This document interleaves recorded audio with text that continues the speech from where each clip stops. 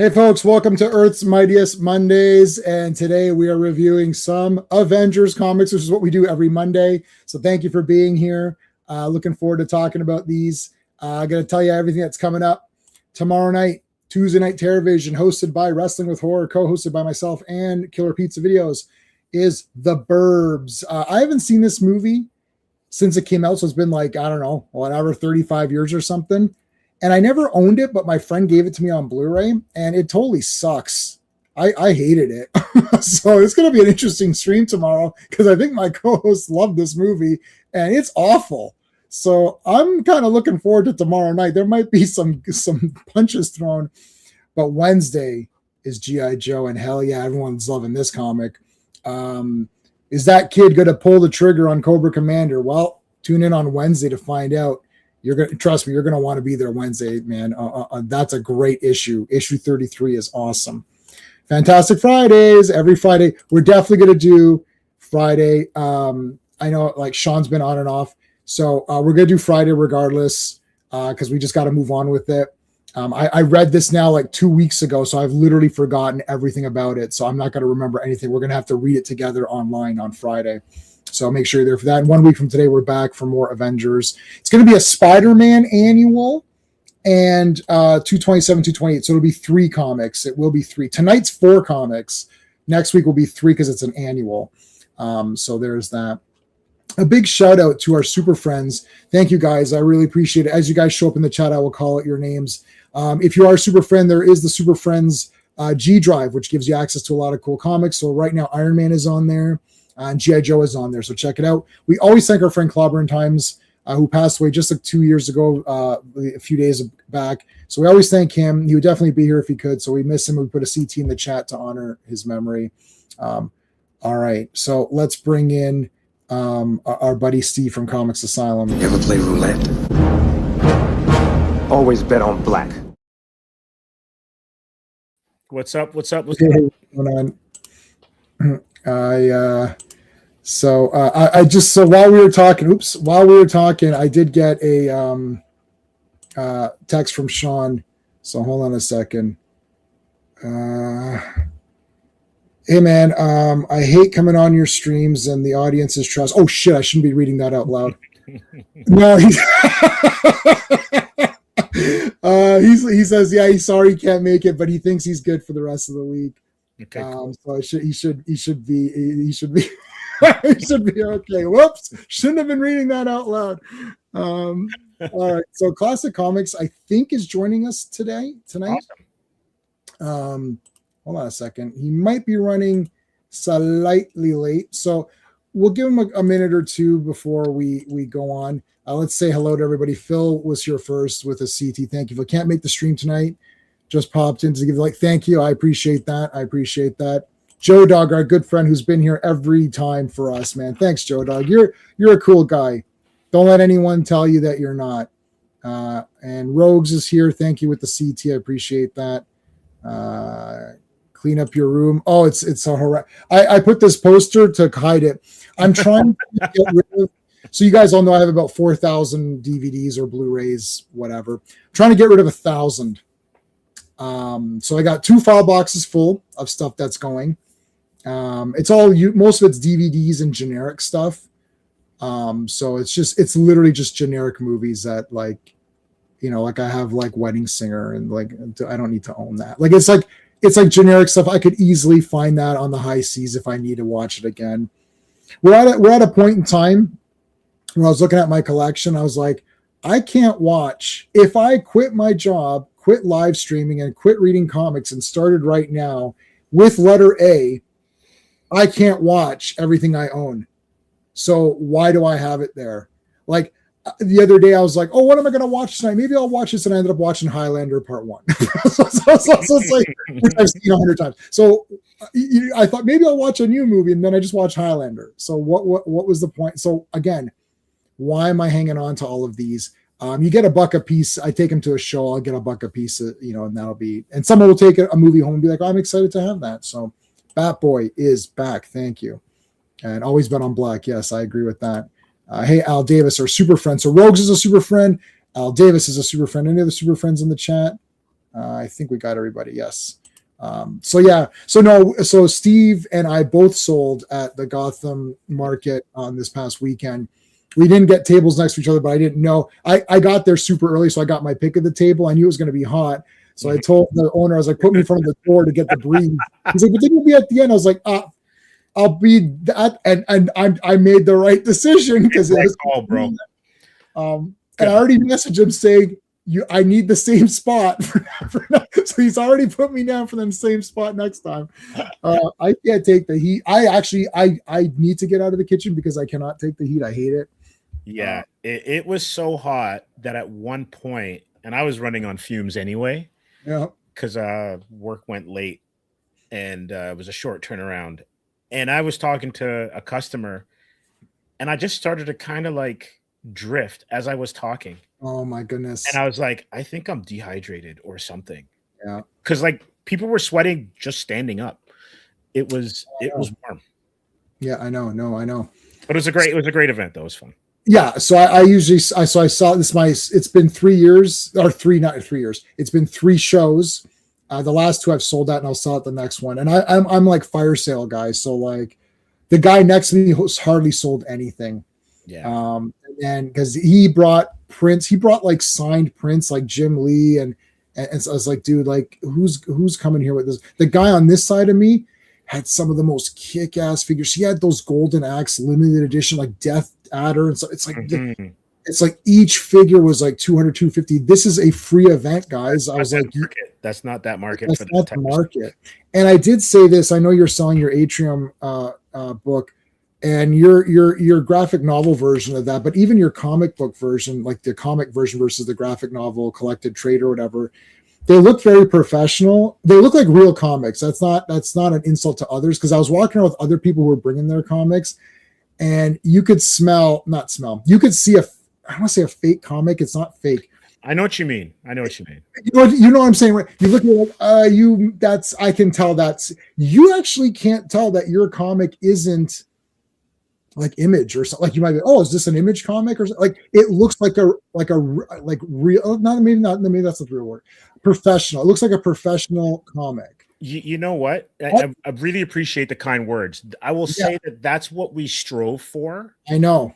From the beginning. And so we wanted it to look that when it's on the shelf, like if it ever got to, and Carlos, thank you, and Red Nails and Captain Quebec, the stores, I think Wayside has it as well too.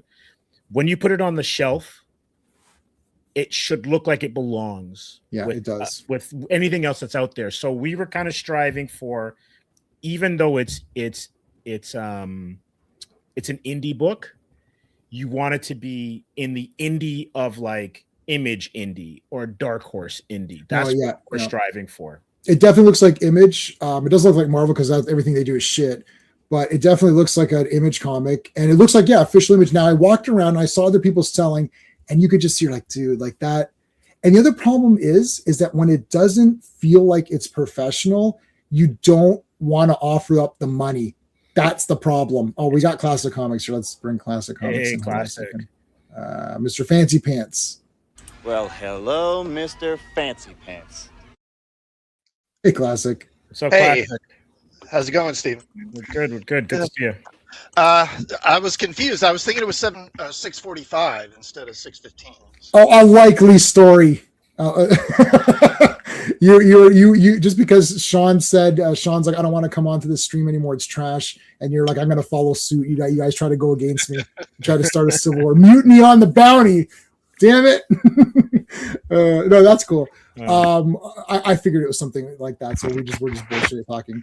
But no, so Steve and I both sold at a market. We're looking around at some of the comics. So I think if you're going to if you're going to do your own comic, you really have to spend that extra time or money or whatever to make it look as professional as possible. Because a lot of the guys that I saw that were selling their own comics looked like it was their own comics, versus Steve looked like he's selling like an image, like an Image comic looks like a real comic, and your trade paperback looks like super official.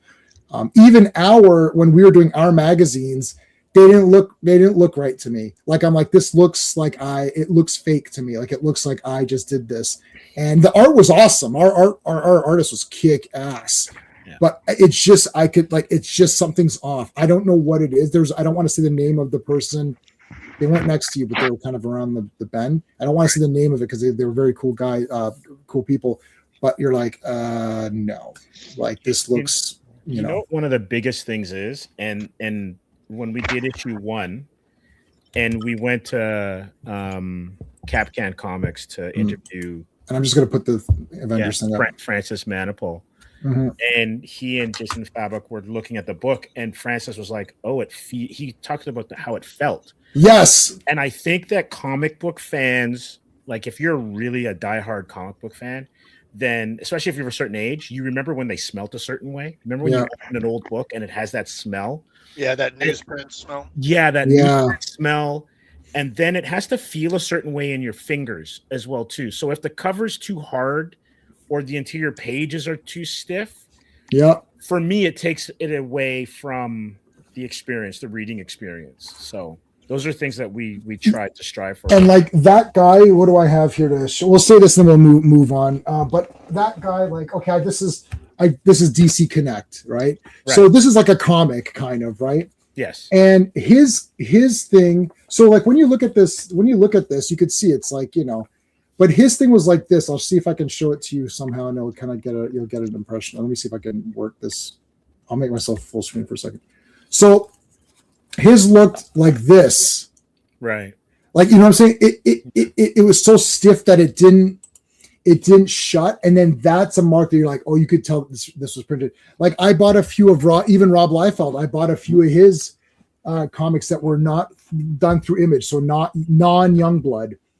And the first one he did, and then the second one he did, you could tell he changed because the first one was like really thick and he got good quality paper, but it didn't bend, it didn't fold in itself properly. And the problem is like, you've got to this is your page. Cause I also work in paper, right? This is your page and it gets full. And the thing is like this scoring, it's like, it doesn't fold and you'll get the warping, you'll get like a bubble or whatever. And I work in corrugated, so like I'll know, like we can tell, like we'll get warped board and stuff like that. You can tell that something's off with the glue, or they didn't have it. It's like it was too much moisture or whatever. Like so you could just tell, and that's the problem. And then you're just like, and the guy wants $10 because he printed it himself. You're like, I mean, it's $10, but this doesn't look like it is like. So that's the problem. Was that previews? No, it's DC Connect. Yeah, previews. I don't know. No, that was DC Connect. That's DC Connect. Yeah. Anyways, nobody wants anything in that book anyway, unless it's like a DC Finest. They just bring those. They just release those for no reason. I don't know why. You look through like not buying it. No. Then you just go back to see what DC Finest collections are coming out. Like, oh, Team Up, that's cool. Maybe I'll get that one. And then all you need to do is publish one flyer. Just publish the last page of it to tell you what omnibuses are coming out or whatever, and then that's all anyone cares about. Hey DJ, how's it going, dude? Unless you're on speed and watching those speed. Watching 9 TV at the same time. Trying to stay sharp. Yeah, I Man Who Fell to Earth. I haven't seen. I want to. That's one on my list I need to watch. I haven't seen it either. Okay, so Sean's not coming on today. He should be back after this, though. I think he might be back for GI Joe. Do you want to just skip the credits or do we? No, I've got it loaded up. All right, so let's do the credits then. And this is like a crazy iconic cover. Yeah, they did it in Civil War. Yeah, this is an MCU cover. Yeah. Now. All right, so we have got Avengers number 223, release date June 8th, 1982, cover date September 1982. Writer, and you're gonna have to help me with this because I always get it wrong. David Michelinie. I heard it as Michelinie. Yeah. Penciler Greg LaRocque, who I think is an underrated artist. Inkers Brett Breeding and Joseph Rubenstein, and colorist Christine Scheel. Lettered by Rick Parker. Editors Mark Gruenwald and Michael Carlin. All right. There's Hawkeye going to the big carnival. Now, her name is Marcella. Marcy, basically, you can call her Marcy. So this is the carnival. He knows this chick. She's invited him, but there's a secret message saying help. So he saw that and he's like, F you, I'm not doing that. And no, of course, he's Hawkeye. He's going to come and help whatever. Hold on, I gotta sneeze. One sec. Gesundheit in advance. While you're doing that, God damn. Ooh, Brett Breeding, I agree with you, Rogues. Brett Breeding is great great. artist.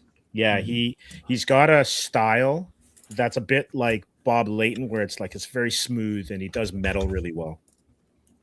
Oh, I keep seeing all of Bob Layton's. I'm gonna have to get one of his commissions one time because he's done like they're all so good. Oh yeah, Bob. Yeah, and he's a great guy. He's a really cool guy.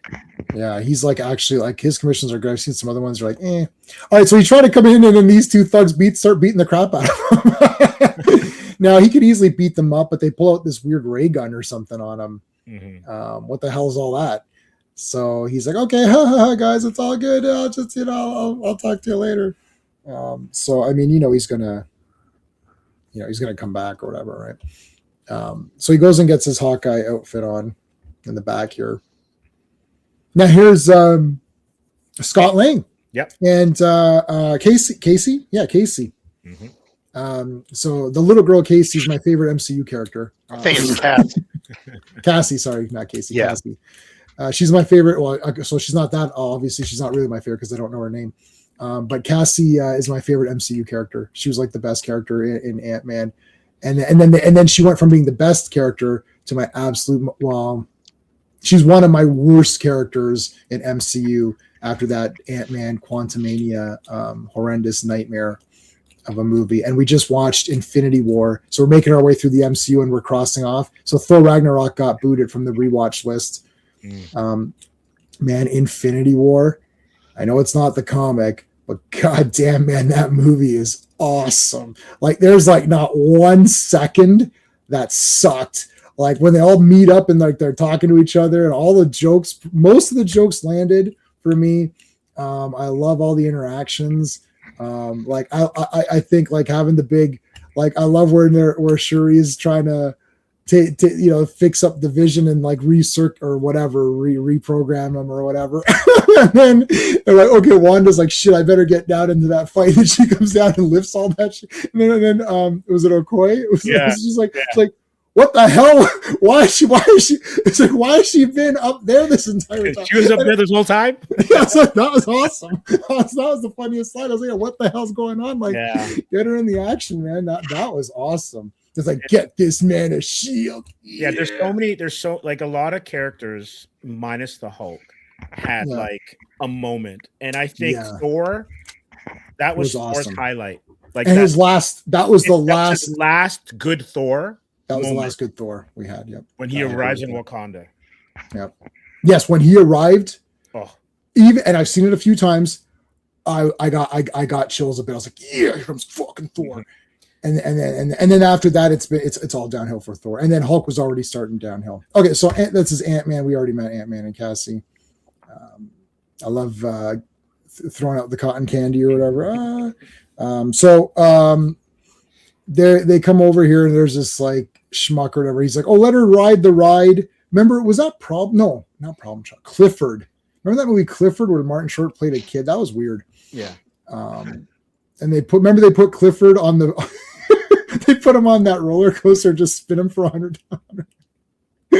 So he basically says, you see that kid? Let her ride it.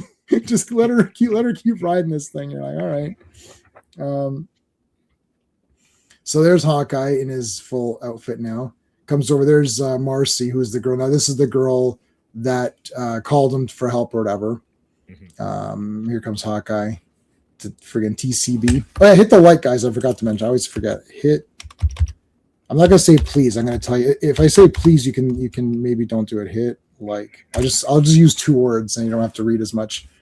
All right, so he comes and helps her out, but he's like, because he used to think that she was sort of like a tomboy or whatever, but then he's like, oh, hey, what's going on, Marcy?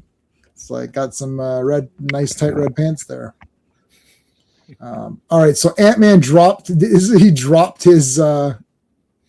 his suit and everything is miniaturized, so he uses the little paperclip thing to activate the thing. So then it grows to a normal size outfit.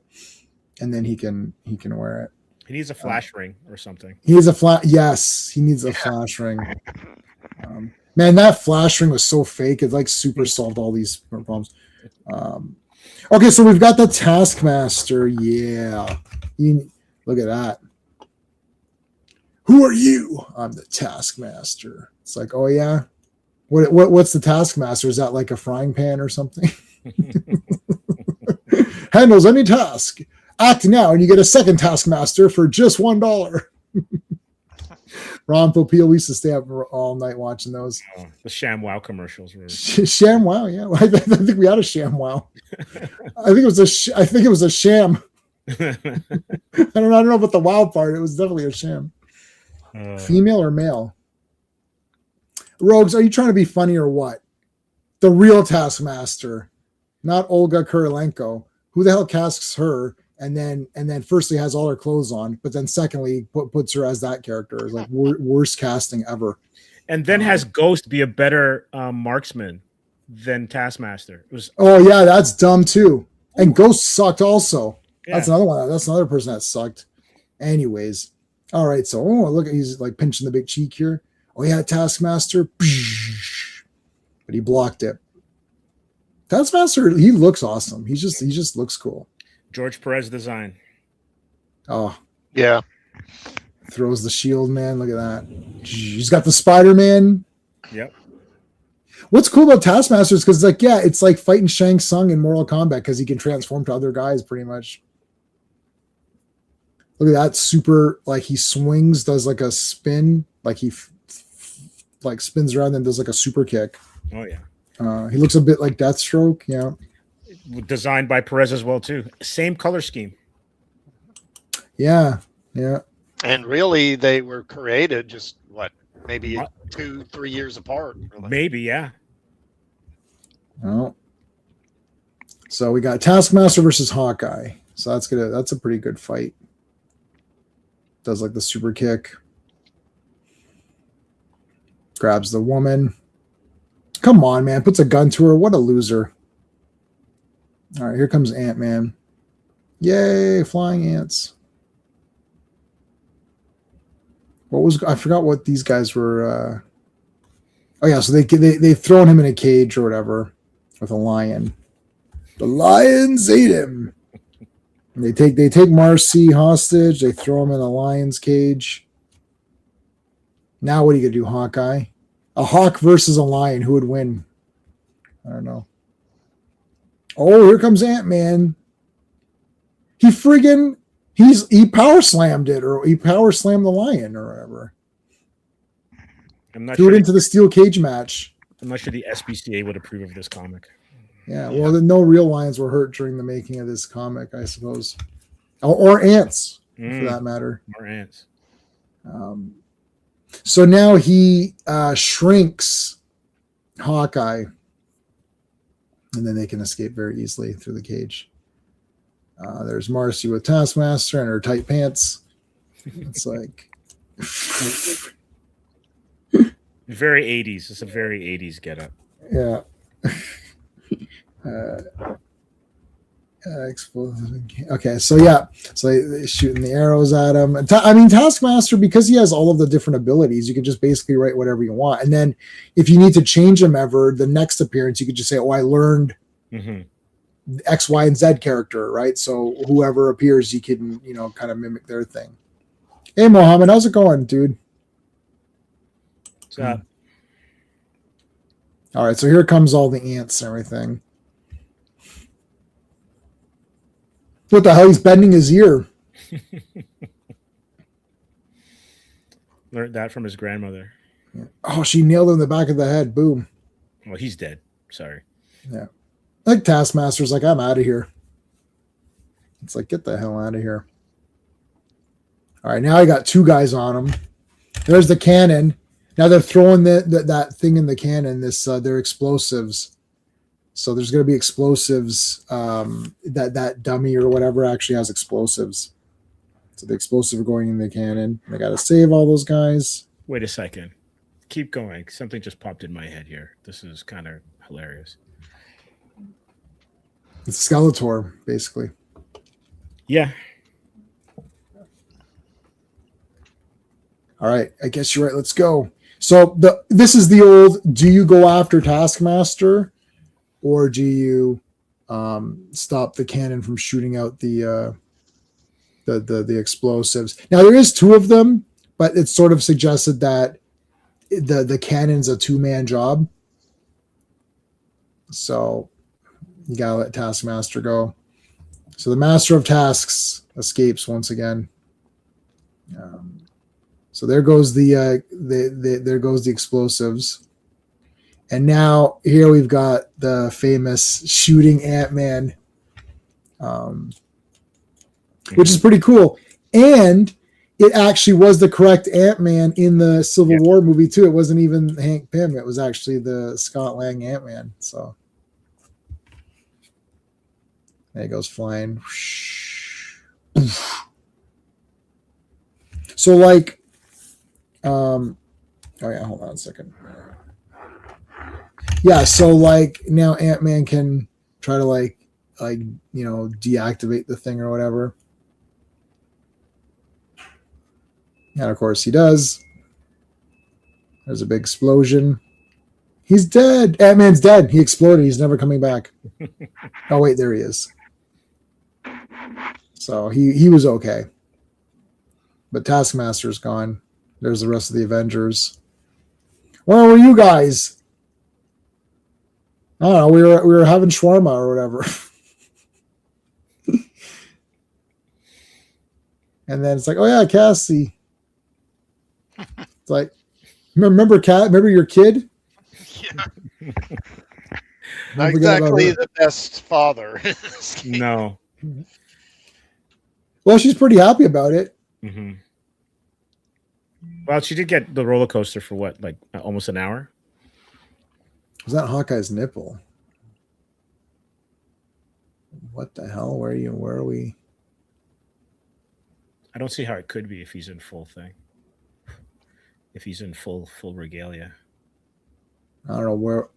No, he's saying this. Oh. Okay, Al, you got me. Amazing Spider-Man issue 51, yes. FF 92, yes. Kingpin, the pin of kings, yes. Yeah, I got it, Al. What is Yellow Jacket going to do about it? Oh my God, I don't think Yellow Jacket's going to do nothing. Yellow Jacket didn't even do nothing. Who is the new man in the Wasp's life? I don't know. Does anyone know who the new man in Wasp's life is? Could be anybody.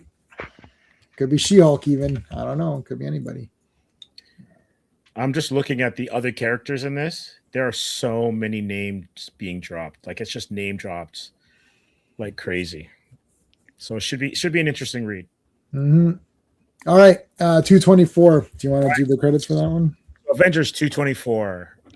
Release date July 6th, 1982. Cover date October 1982. Cover art by Brett Breeding. It's written by Jim Shooter and Alan Zelenetz. And I'd have never heard of Alan Zelenetz. So first time for me. Mark Bright, another decent artist.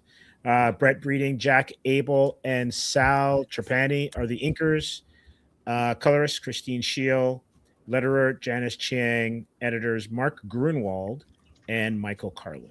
All right. Mark Bright had a run on Green Lantern back in like the early late 80s, early 90s, somewhere around there. Yes. Yeah, absolutely. And he did what he did. He did Icon, didn't he?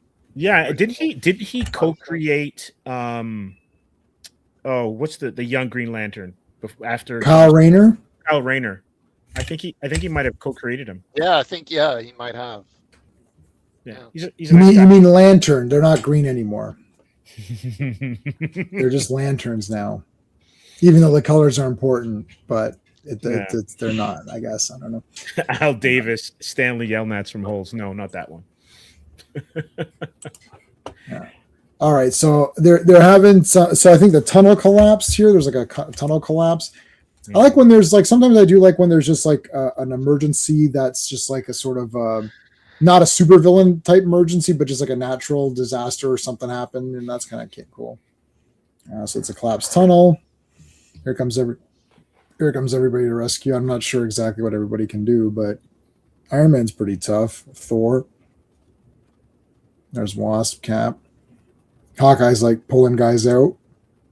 He's like, because of my bow, I can pull guys out or whatever. I love how back in the 80s you could rip up concrete and roll it like a carpet. You just roll it up, yeah. Yeah. Well, you have not seen them. I mean, so there's guys out there that can do it. So that's well, in the Silver Age, you could flip it like a carpet and time. Yes. That's so true. Create a different time stream. Create a different time stream, like in that one we read. Yeah. Good Lord. That was the Super Sons. I've been watching Superman and Lois season 4. And I did a little, just quickly, because I don't want to like spend my afternoon doing math, but I did a little bit of math on it, and I came to the conclusion, I think it was like, it's 392 times better than James Gunn's garbage movie. So I didn't do the math fully. I didn't do the full calculations, but roughly about 392 times better, because no one looks down on Superman. They all like him, and he does get killed by Doomsday and then comes back or whatever. But, but everyone misses him, and they're like, Superman's the only person who could save us, and without him, we're doomed. And it's like, oh, so everyone at least likes Superman and respects him, and he's not a punk ass bitch. So, hey, it's already, just by that, it's already better. You're right. I'm right. Of course I'm right. I can stop reading the comment. How are they so close to get there so fast? Can shawarma be eaten for breakfast? Of course, I love shawarma. I can eat that anytime. Wraps on rice, on can't have it on fries. It's too much carbs. Come on, we got the DCU with Gunn. Yeah. It's we got the DC poo. Oh, okay. Hey, Quagner, how's it going? Quagner is one of our super friends. So I didn't know that. Thanks for bringing that up. Yeah, I didn't know that either. Oh, so that means I've got a lot of Conan and Call comics in the trades. Now that's a comic that was just begging to be a movie. Yeah, Alien Legion. Yeah, totally. I've never seen that or read it or anything. I don't know. Alien Legion? Like, it's not Legion of Superheroes. No. Alien Legion. It's basically the French Foreign Legion in space with aliens. Mm-hmm. So, oh man, this looks awesome. yeah. It was part of their Epic Comics line. Yes. Oh yeah. How long did that run? It didn't run very long, it seems like. I'm not sure. Well, I got Wikipedia. Was it a couple of years? So it was, there's 38 issues. So okay, so 3 years. That's like 3 years ish. That's pretty good. Yeah.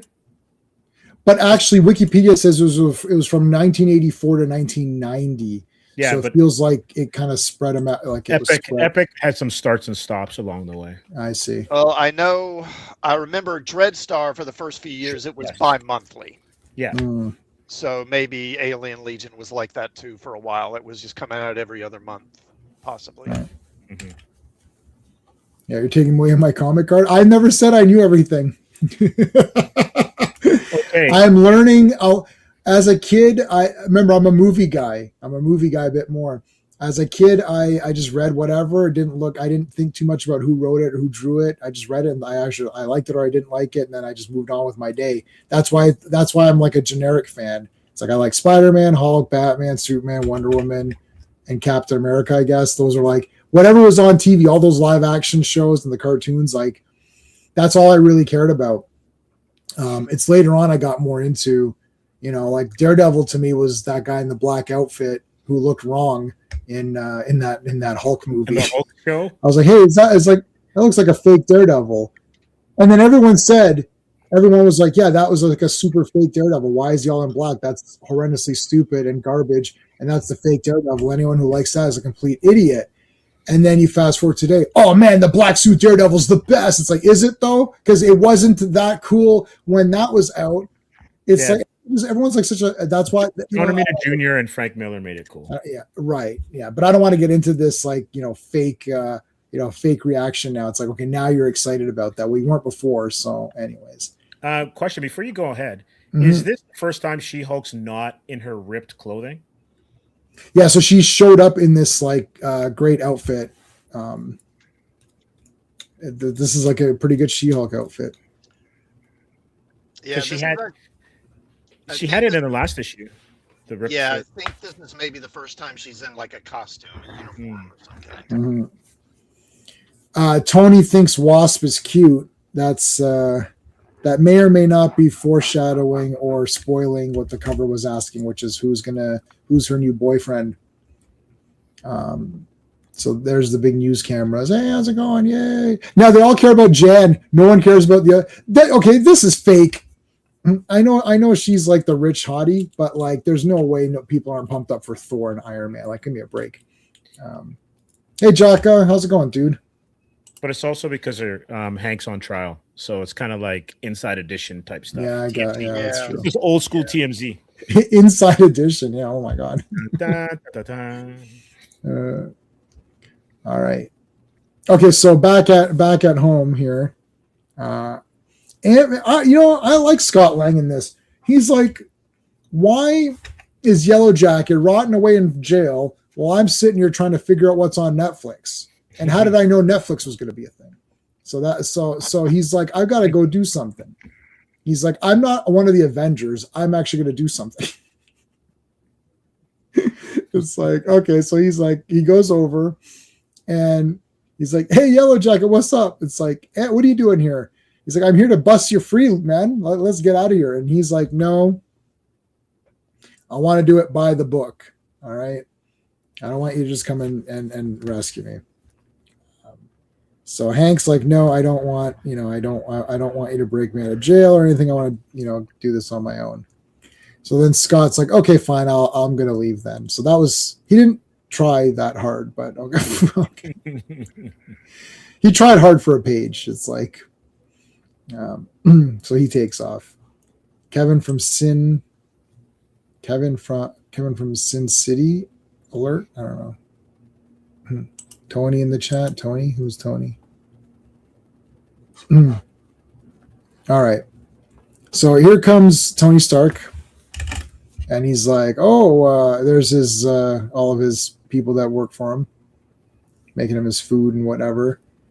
And they're like, "Oh, there's going to be some party tonight. Do you want to go to this party?" And he's like, "No, this party is terrible. It's lame." They're like, yeah, but Janet Van Dyne's going to be there.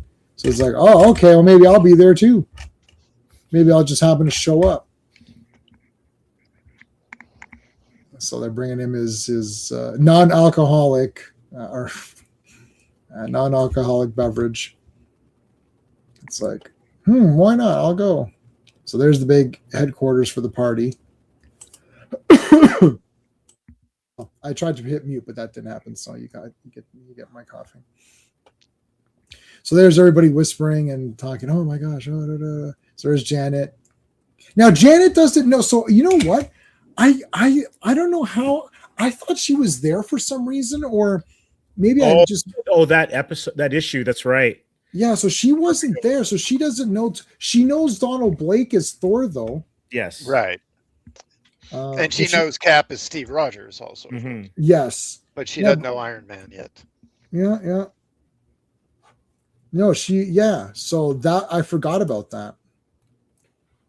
Jack look like Johnny Storm. Mm-hmm. Oh, okay. I don't know what's going on, Al. Your comments are on a delay. So it's like we're like 2 pages past, like whatever comments we're seeing, it's like 2 pages ago. Yeah, Orange. I love Orange Crush. It's great. I love all the crushes. Purple, whatever. Purple, man. Purple's all good. Has anyone had? I've had it only once. I was I was out east. I think it might have been Halifax. There's a green apple crush. Oh my god, that'd be the best. I love green apple. Absolutely the best thing I've had. Oh. I used to get like bubble tea. Because there's a bubble tea across the street. I'd get it every day, and they knew me. And I would get taro. I don't know if you guys like taro. Taro bubble tea is yummy, and green apple, those are the or matcha, those are the good. Right. And then actually, you ever had ube? No. Classic. Have you ever heard of something? It's ube. No, I don't think so. Okay. Gotta send myself a reminder. We're seeing Supergirl, right? Yeah, I'm not going by myself to see Supergirl. Steve's coming.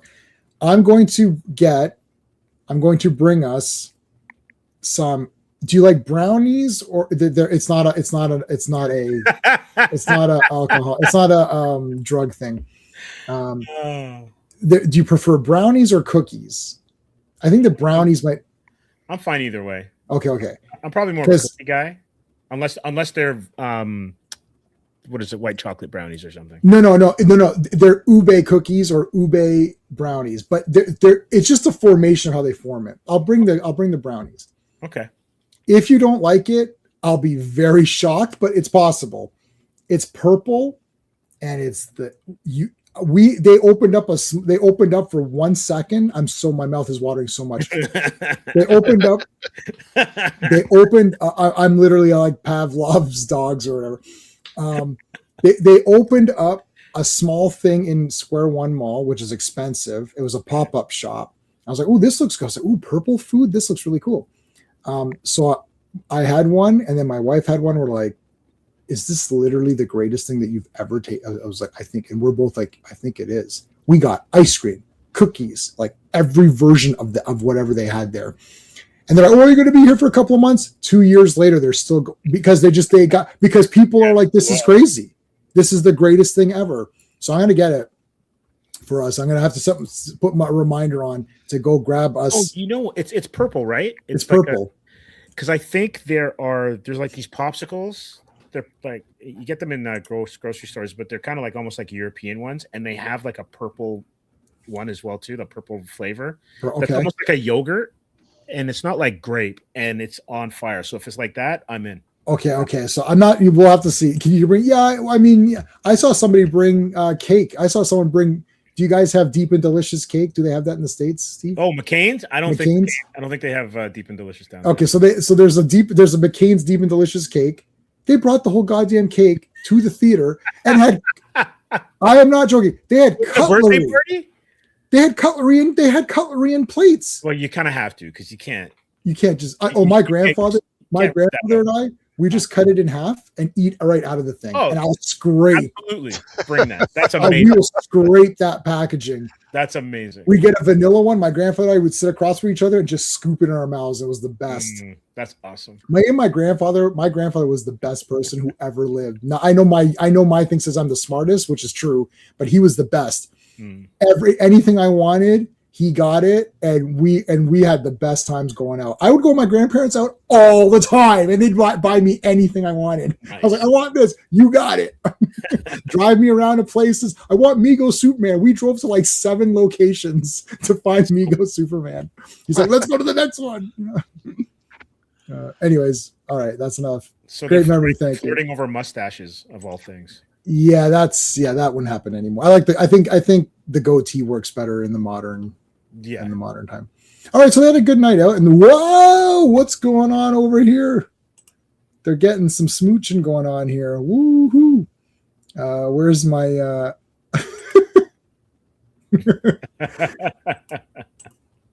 She is. Oh my goodness! There's Rhodey. Wait a second. I didn't realize they took a helicopter home.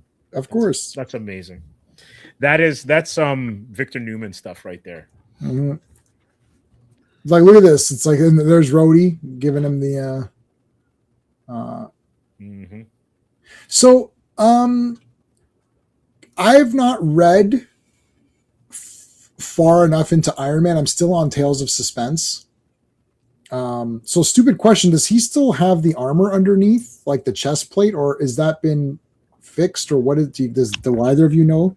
No, I don't think he has the chest plate at this point. No. Okay. Because he keeps everything in the briefcase at this point. All right. So I haven't gotten there. Because I think he doesn't.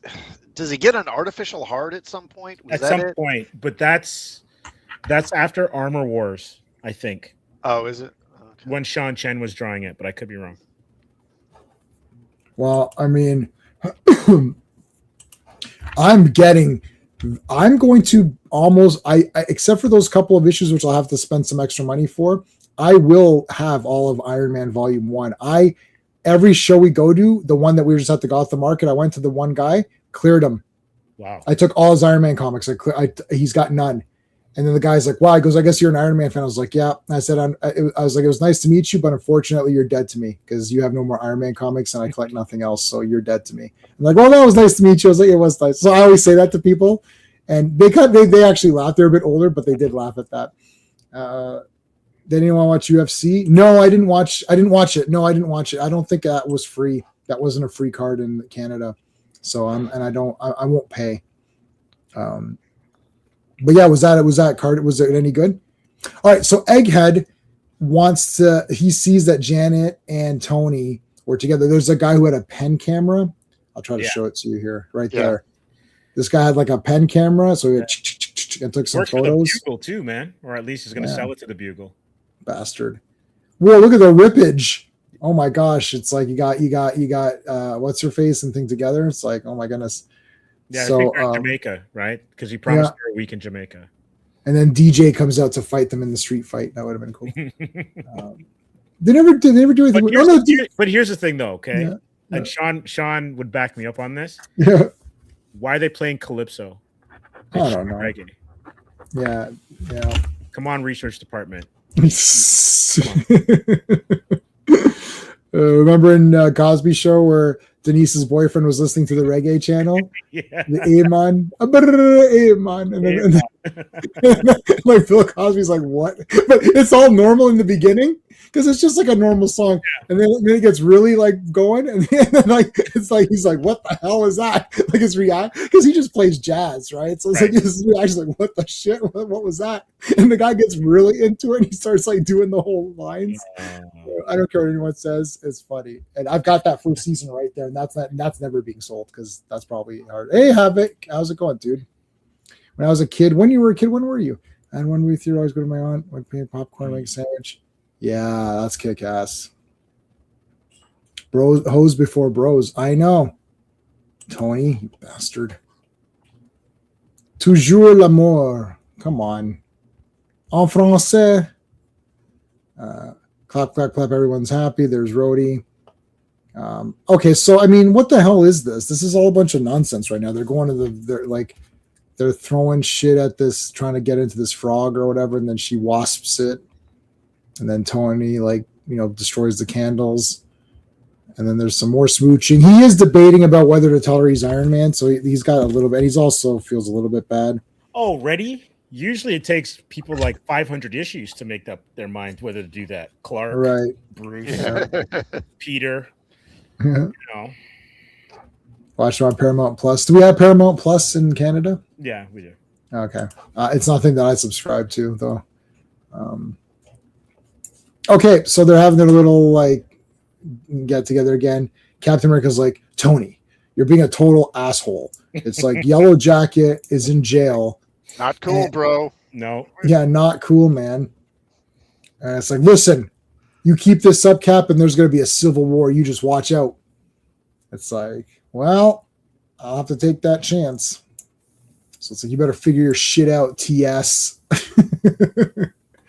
So he smashes stuff because, that's how he deals with it. But wasn't he dating Bethany McCabe at this point? I don't remember where this is in relation to I know it's after Demon in a Bottle. I don't remember how long she stayed around after that storyline. So I would assume she's probably, they probably changed creators in the book. And so, they kind of dropped her, I would guess. Probably. By this point. Paramount Plus is for fake Star. I own all of Star. All real Star Trek. I own it on Blu-ray, except for Deep Space Nine and Voyager because they only put those on DVD because they hate me. They actually refuse to put on Blu-ray just to annoy me. That's the only reason. Other than that, I have everything on Blu-ray. And we're gonna watch Next Gen again. We're gonna bypass. We're gonna move Next Gen up because we've seen Voyager and Deep Space Nine so many times. So we just finished DS9. Next is Voyager, but we'd already watched Voyager a couple of times. So we're going to circle back to Next Gen. So because Next Gen, we've only seen it like 4 or 5 times. So we have to move that one up so it gets into the 6, 7, 8 range. I've seen Deep Space Nine like 7. Next Gen's the best show. I mean, anyone saying otherwise is just pretending in their head. It's like every episode's the best. Even the ones that aren't as good are still the best. It doesn't have Kirk and Spock. It doesn't have those guys. That's the only negative. The negatives is that there's no Kirk and Spock and McCoy and Scotty, who are the greatest characters of all time. Other than that, it's awesome. Just for a one-off show, every episode is awesome. It's usually one part. It's one contained thing, self-contained thing. A lot of cool ideas. I don't know how many episodes of Next Gen there are, but take that and times it by whatever, and that's how many cool ideas there are. Like, it's crazy. So Deep Space Nine still kind of like has the best characters for me for the ensemble cast, and every character is so awesome. And like the main guys like Kira, Cisco, like I just love these characters. Like they're just like Odo. But Next Gen, just for like awesome Star Trek-ish the stuff stories, it's just the best. I don't think I like any character in Next Gen better than the Deep Space Nine guys, but as a collective thing, it's just awesome. Like it's just awesome. So, and I still like I like Voyager. Clobby wasn't dying over Voyager. He didn't like Janeway, but that's okay. All right, so let's drop it, Hawkeye. So before you go ahead, go ahead. Yeah. What makes this whole thing worse? And classic, you tell me if I'm just clutching my pearls here. Hank's been in jail for 2 weeks, so he moved on Janet in 2 weeks. Yeah, that's crazy. Now, in his defense, I mean, it's like they've been kind of separated more or less for longer than that. But yeah, it was not that long. Well, you know what? Tony can't ignore his feelings. This is the problem. See, you guys you've never experienced true love like Tony has. That's the problem right there. So you can't identify. But like, yeah. But were there even any hints that he thought Janet was cute? Sure, in the first page of this issue. Man. Well, not the first, like fourth Some page. days we're alive stuff right here, man. You guys you don't have any romantic bones in your body. See, that's the problem, right? You guys can't. It's all coming out now today. So you guys have just all you've done is embarrassed yourselves. That's all that's happened today. Haters. Classic and I are haters when it comes to you guys are haters. You hate everybody. Yeah. Hey, it's not my fault he's being Iron Simp, okay? He's gonna have a new Iron Simp armor or whatever. It'll be pink or something. Here's a question: is there a reason why they put her back in this OG costume for the color? I think they. What was the reason? Well, she kept tearing up. She didn't want to. Janet bought her clothes, but then they were designer outfits or something. She didn't want to. Not Jen. Jan. So. Jan. Oh yeah. You're right. It have the same color scheme as Iron Man does. I don't know that there's any reason. I think it's just an easy design, and maybe that's just one of the ones that the artist is familiar with, and probably so he's just doing that. Because I think she had this one for almost a decade. Iron Simp. I'm gonna have to Iron Simp. Yeah, the Iron Simp armor. Yeah. DS9 or Bridge. Oh, I mean, O'Brien is the best. Oh, Worf is better in Deep Space Nine. Worf like stinks, and he's okay, I guess. And thingy, he's not one of my best, but in Deep Space Nine, Worf is like super badass. I love Worf in DS9. Man. DS9, yeah, he's super mega badass. He's okay in Next Gen, but not as. But he used to get punked all the time. Like Worf for me was like anyone who watched Battle of the Planets. He was like Jason. Right. Like he'd always want to like fire the torpedoes and be like, "No, Mr. Worf," and then he couldn't do it. Or anyone attack the bridge and he'd be the first one on his ass. Yeah. And I'm like, yeah. The other thing is like, why do you have Worf on there? You know what he's gonna say. What do you think, Worf? I say we blow the shit out of these guys. Oh, well, I don't want to do that. Well, then don't ask me anymore. Like, stop. It's like my mom would ask me what I want for dinner, and then I'd say it, and she'd make something else anyways. I'm like, well, why are you asking me what I want for dinner? She's gonna make anything. Anyways, Iron shit. No, you guys are so mean. Joe Dog, you're mean. I'm gonna give you a mean thing. Hold on a second. Where's my? Here, I'm giving you a Jean-Claude Van Damme, and it doesn't get any meaner than that. All right. I like though how Thor is the voice of reason, the dude who's like Yeah. Thousands of years of will he or won't he with Sif, right? Yeah. Oh yeah, Jane stinks, by the way. Sif's like way better, even in the movies. Okay, so he shows her the thing and she's like, oh my goodness. Now I have to go here and sulk for a bit. Why is she all Gwen Stacy all of a sudden though? It's like this doesn't make any sense. I don't know, but Hank's pissed off because he sees what's going on. But that'll be on hold because first we've got to do the Black Knight. Here we go. All right. 225. All right. Avengers 225. And it is release date August 3rd, 1982. Cover date November 1982. Art by Ed Hannigan and John Beatty. Beatty on the inks. Writer Stephen Grant. Penciler Greg LaRocque. Inker Chick Stone. Colorist Christine Shio. Letterer Janice Chiang. And editors Mark Grunwald and Michael Carlin. All right. At last, the Black Knight. Romulans are not to be trusted. I love Romulans. I was a Romulan on Star Trek Online. I would join the Romulans immediately. Like, I would immediately betray everybody and join the Romulans. You know, even in the Star Trek that you hate, the 2009 film, I like the fake one. I liked Eric Bana as those Romulan, as a Romulan. Yeah, as the fake Romulans, they're as far as fake Romulans go. I guess no, I didn't like him. No, he's a fake Romulan. I can't. I almost got you. No, I can't do it. I can't do it. It's fake. I despise that movie. I had to hide in the bathroom while people talked about how good it was in order to save their lives. I almost committed murder. These two people were talking about how great it was, and I was taking a piss, and I always go to the stall because I'm going to the urinal. It's weird. So I go to the stall, and I was there. I was like, oh, now I got to stand here and wait for these idiots to leave the bathroom because they're talking about how good it is. I want to go and murder them. I was like, okay, I don't go out. Just I talked to her, so just stay in there, let them leave. And they left. I was like, okay. It's like I did it for their own safety. I couldn't. Sean and I were so angry coming out of that theater. Like, it's like, you guys, you think Sean's all cute and funny. He gets angry. Oh, when he's on his point, when he's on. Oof. Yeah, and getting him angry is a lot of fun. I used to do it on live television. I'd get him angry on live TV because he was the director and I was the audio guy, so he would be calling the shots. Sometimes I did switching once, but I liked audio better, so I would do audio. And I'd come on the horn and be like, oh, and like people would F up. It's live TV, and Sean would get very frustrated. And I'd be like, oh, Sean, man, they're not listening to you. I don't know, dude. This is brutal. You got to get in there. And like egg him on. And then he'd get so angry.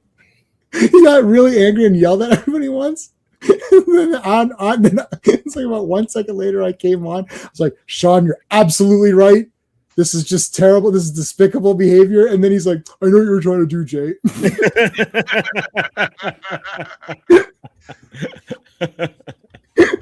You can ask him, buddy.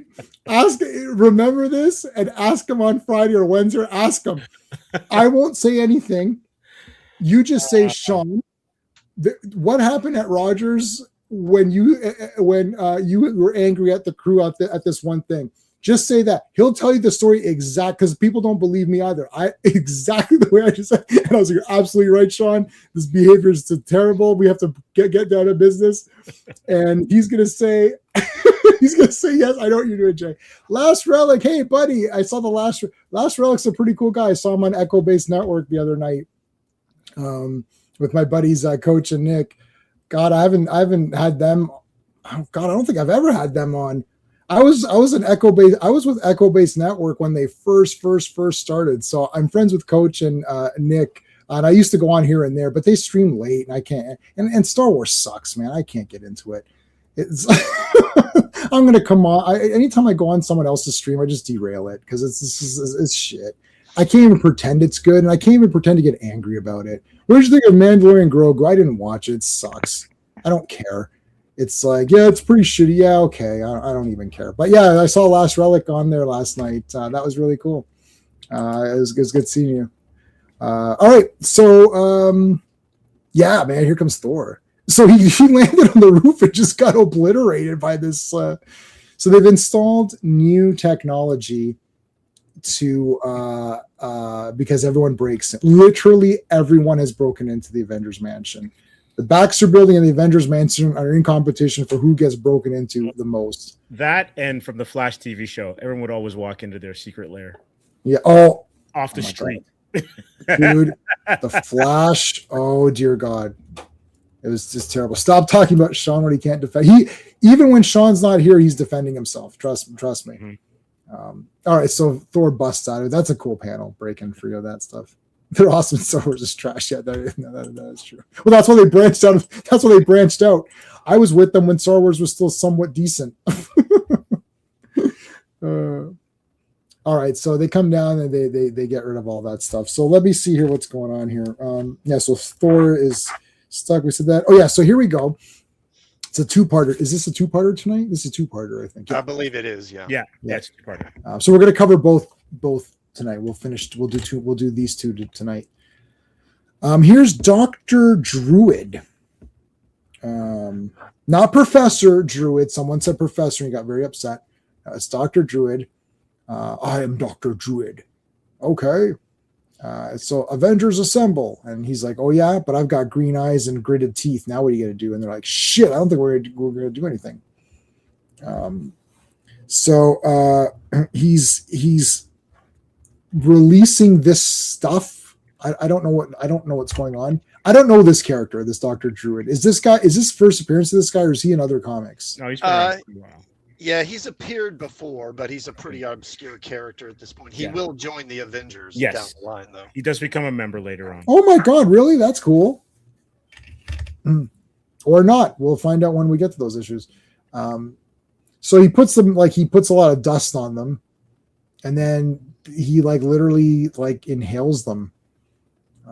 Now he couldn't get Iron Man because of comics, but it was some weird reason, it's like he's grounded or something with armor. I don't remember specifically, but as I recall, in Celtic myths, iron can it's harmful to magical creatures or to supernatural creatures, something like that. Okay. And I suspect that because it's steel, so it's got iron in it, that his magic, Dr. Druid's magic, won't work on it or something like that, I think. That is really cool. Okay. What is I want to check something. Oh yeah, and while we're doing this, let me throw some links up into the chat here for you guys. I want to make sure I get that in there. So thank you all for being here. We appreciate it. We're streaming this on multiple platforms at the same time. So I'm going to put some links up. So make sure you subscribe to me, of course, duh.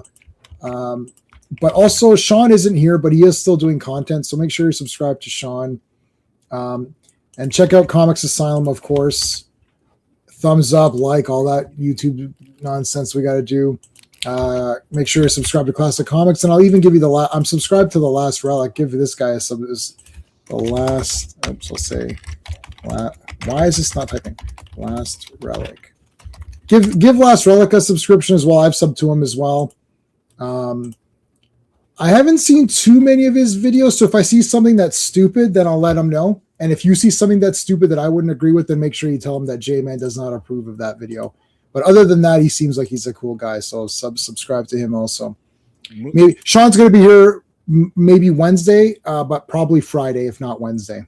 Before you move ahead, I've got some Dr. Druid facts, which cool. blow me away. So first appeared as Dr. Droom, Droom, in Amazing Adventures #1 in 61, in June of 61. Oh. Created by Lee and Kirby. Made his official debut under the name Dr. Druid years later in Weird Wonder Tales 19, which was in December of 76, which was just a reprint of that issue. But he's the first Silver Age hero, predating even Doctor Strange by 2 years. Oh my God. Wow. I didn't know that. I didn't know that either. That's crazy. And so Dr. Droom holds the distinction of being Marvel's first recurring Silver Age hero. Huh. And he was then changed to Dr. Druid in the 70s, obviously to avoid confusion with Victor Von Doom. Wow. Okay. That's crazy. I did not know that. Today years old. Yeah. That's awesome. Mm-hmm. All right, greetings, Avengers. This is Grem. What's this guy's name? Gremlin or something? No, Amerilin or something. Okay, I'll get it in a minute. Amergen or something. Yeah, Gremlin. So they're on Avalon, and the Black Knight's here. And remember, he's a statue. You guys remember that from our previous streams? And if you don't, I'm telling you now. So they went back in time, as the song goes. It's like, hey guys, it's the Black Knight. What's going on, dude? Well, remember when all this crazy shit happened? Yeah, you guys all turned orange or something. That was weird. You guys all ate too many carrots. It's like, no, dumbass. We're just depicting it that way. Yeah, and then she turned purple. It's like, no. So his body is stone. So if you go back to their time period, like the normal time period, he's a stone statue. But in this time, he's normal. So he gave a bit of an origin there. So now his body was destroyed, I think, though, wasn't it? Didn't it get destroyed? Yes. It got destroyed Yeah. in an earlier issue. And then that way that's why he can't come back, because that body was destroyed, but we'll figure that out later tonight. Okay, so these guys are called the Fomor. They're from the dark side or something. They're like basically monsters. Yeah, they're basically, these are characters all out of Celtic mythology. Okay, cool. So yeah, they're pretty neat. And then this guy's Amergen, I think. I tried to write everyone's names down so I can figure out who everybody is. So here's all the big dark side shit. Everything's like beat up and destroyed. And then you've got Baylor. No. Yeah, Baylor's the monster. Sorry. This is the wife of Baylor. And goddamn, look how ugly that wife is. Who would marry her? So that, that means that means the husband's even uglier than that. So she's like, you got to free my husband, Baylor. He'll like super destroy everybody. And this guy is Elathan. Mm-hmm. Elathan? Is that? Yeah. So it's like, and then there's Bree. Did you just say Bree? Is the S silent? So you got Elathan, Bree, Baylor, wife of Baylor, Amergen, Black Knight. That's all. And then these guys are the Fomor. So there you go. Heading out. Okay. Thanks, Jock. I'll see you, man. Hey, Skeptic, what's going on, dude? Haven't seen you in a while. We've been good. Yeah, haven't seen you. Everything good? We're gonna go see that garbage Supergirl movie. So we'll I'll tell you, it's gonna be garbage. I'll tell you how garbage it is. So and they've re-edited it again. So now it's about 3 minutes long. They keep making it shorter. So by the time it comes out, it'll be a 60-minute short film. I mean, it was like 2 hours and something. They cut it down to 150. They chopped that much? They chopped 25 minutes off or something. What? Yeah, I heard that. How's that even possible? Yeah, there's a guy, there's that Mr. H. I don't know if he's the British guy. I watch his Doctor Who's commentaries or his stuff on Doctor Who, but I happened to catch, he said something about Supergirl's been cut or something. And he's like 25 minutes. That's crazy. That's a lot of story. That just shows that it's probably really bloated. It has to be. Well, I suspect what it is that they're trying to cut this thing down as short as they can so they can get as many screenings in the first week or so they can try and recoup as much money as possible, because they know this thing's going to be a stinker, because this thing's had I saw the other day, I think it's had like 8 test screenings, and that's Mr. H said there was 10. Oh, 10? Okay. Because I heard it was 8, and that was more like any other movie's ever had or something like that. Oh, why didn't they? They should have just test screened it to me. I would have told them the whole thing was garbage and not to release it.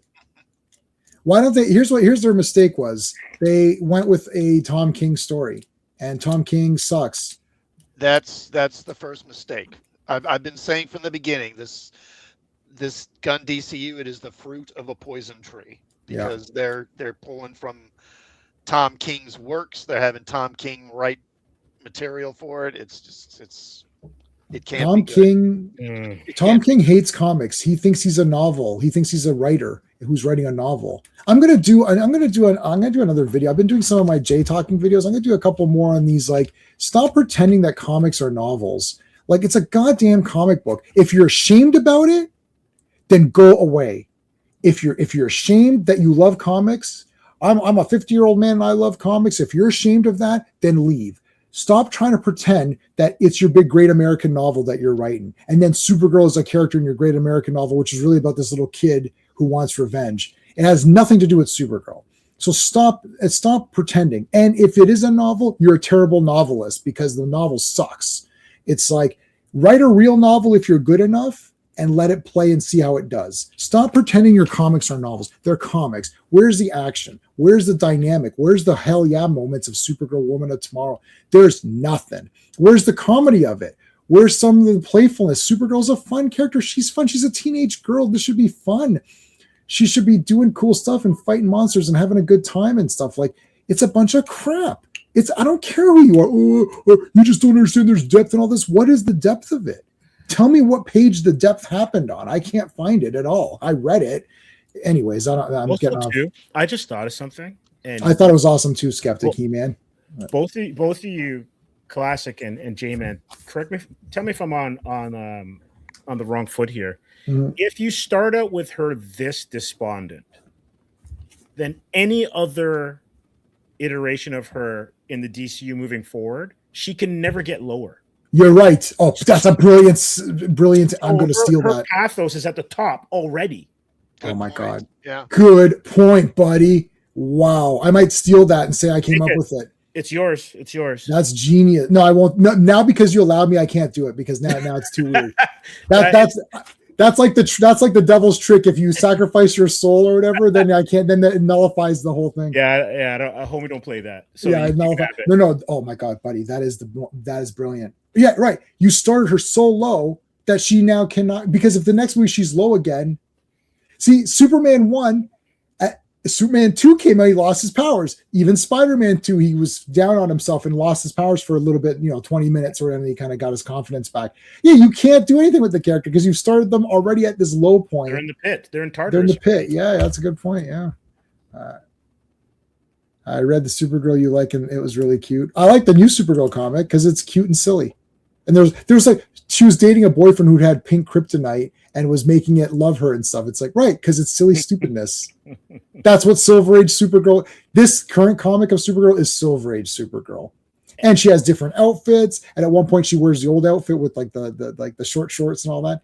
It's silly. But they can take it they can make it serious, like Peter David did serious. Sure. But it's supposed to be, it's a teenage girl. Like, I don't understand what you're talking, like what is happening here? Like, and that's the vibe that they have in the My Adventures of Superman cartoon with Supergirl. I haven't watched it, but yeah, she's kind of fun. Like, even though like obviously she's leaning towards a heel turn, she's fun. Like, her and Jimmy have this kind of playful interaction because she's awkward and Jimmy's awkward, and it's like that first crush type kind of stuff, right? And so it's fun. It's like, it is cute and silly. Dan Slott for Superman. No, Tom King's way worse than that. Well, Dan Slott's awful too, but Tom King's like, because Tom King doesn't even care at all. He's not trying to do anything. He's just writing a story and then they just put a character in it. Oh, look, it's going to be Iron Man in this one. Oh, okay. Why? I don't know. Anyways, let's finish. Let's get back to this. A lot of Kirby Crackle here. These guys are actually pretty cool. These Celtic guys or whatever, pretty neat. Mm-hmm. And you're right. Look at this. This wasp costume was used before. Yeah, it's one of my favorite ones. I think that's Burns' design, I believe. I think you might be right. Who's the fat Supergirl? All right, so the fat Supergirl. Oh yeah, no. I know who you're talking about. She's from Kandor. Yes. There's some. I've caught up to Supergirl. A new issue came out this week, so I'll read that one. Probably read that tonight. Okay, so Elathan attacks. So the Avengers are now going to be fighting like all these really wicked monsters. Hey, the Evil Eye, right? This is the Evil Eye. Yeah. Is this the evil eye? Nice. I was like, hey, this thing's back. I remember this thing. This is neat. This is the Defenders War, or the whatever Avengers Defenders War item. That's cool. So here comes She-Hulk, beating the crap out of guys. And the rest of this is just like massive fights now. Yeah, Thor, like, oh, that's brutal. He swung the hammer up through the guy. That guy's face is broken. This guy's really powerful. Alathan or whatever. Well, they're gods too, basically. Mhm. Yeah. Yeah, this is kick ass. Yeah, look at this. Here comes Hawkeye. Tried his best there with his little arrow. Oh yeah, there's Baylor's wife. Going after She-Hulk. This thing is pretty neat. I always like when they use other mythology guys. It's because it's cool to see what other people have come up with, like in different parts of the world, like what they thought, like a monster or myth, would be. That's kind of neat. Yeah, this guy's pretty cool. Grabs her. So this is Bree or Brez. I don't know if you're supposed to say the S. So he's like the young guy. Now he can see, he sort of has precognition or whatever. So he's like saying, oh yeah, I can see what's going to happen. But he didn't actually say, oh, I saw that you guys would win. He actually technically didn't, because I was paying attention to that. I was like, wait a minute. He didn't say the Formor would win. He just says, oh yeah, right? He's kind of like a Celtic version of Loki. Yeah. Right. Yeah, that's cool, man. This guy's neat. All right, so they're fighting all these guys. Look out. Now, Amergen and those guys, they wanted the Avengers to come. Basically, they actually want Baylor, who's like this super monster. They want this Baylor guy to show up because that's going to charge. They need the energy to charge up the evil eye or something, and then that guy can get it. Something like that. It's a bit of the mystical stuff, so you just kind of got to go along with the story.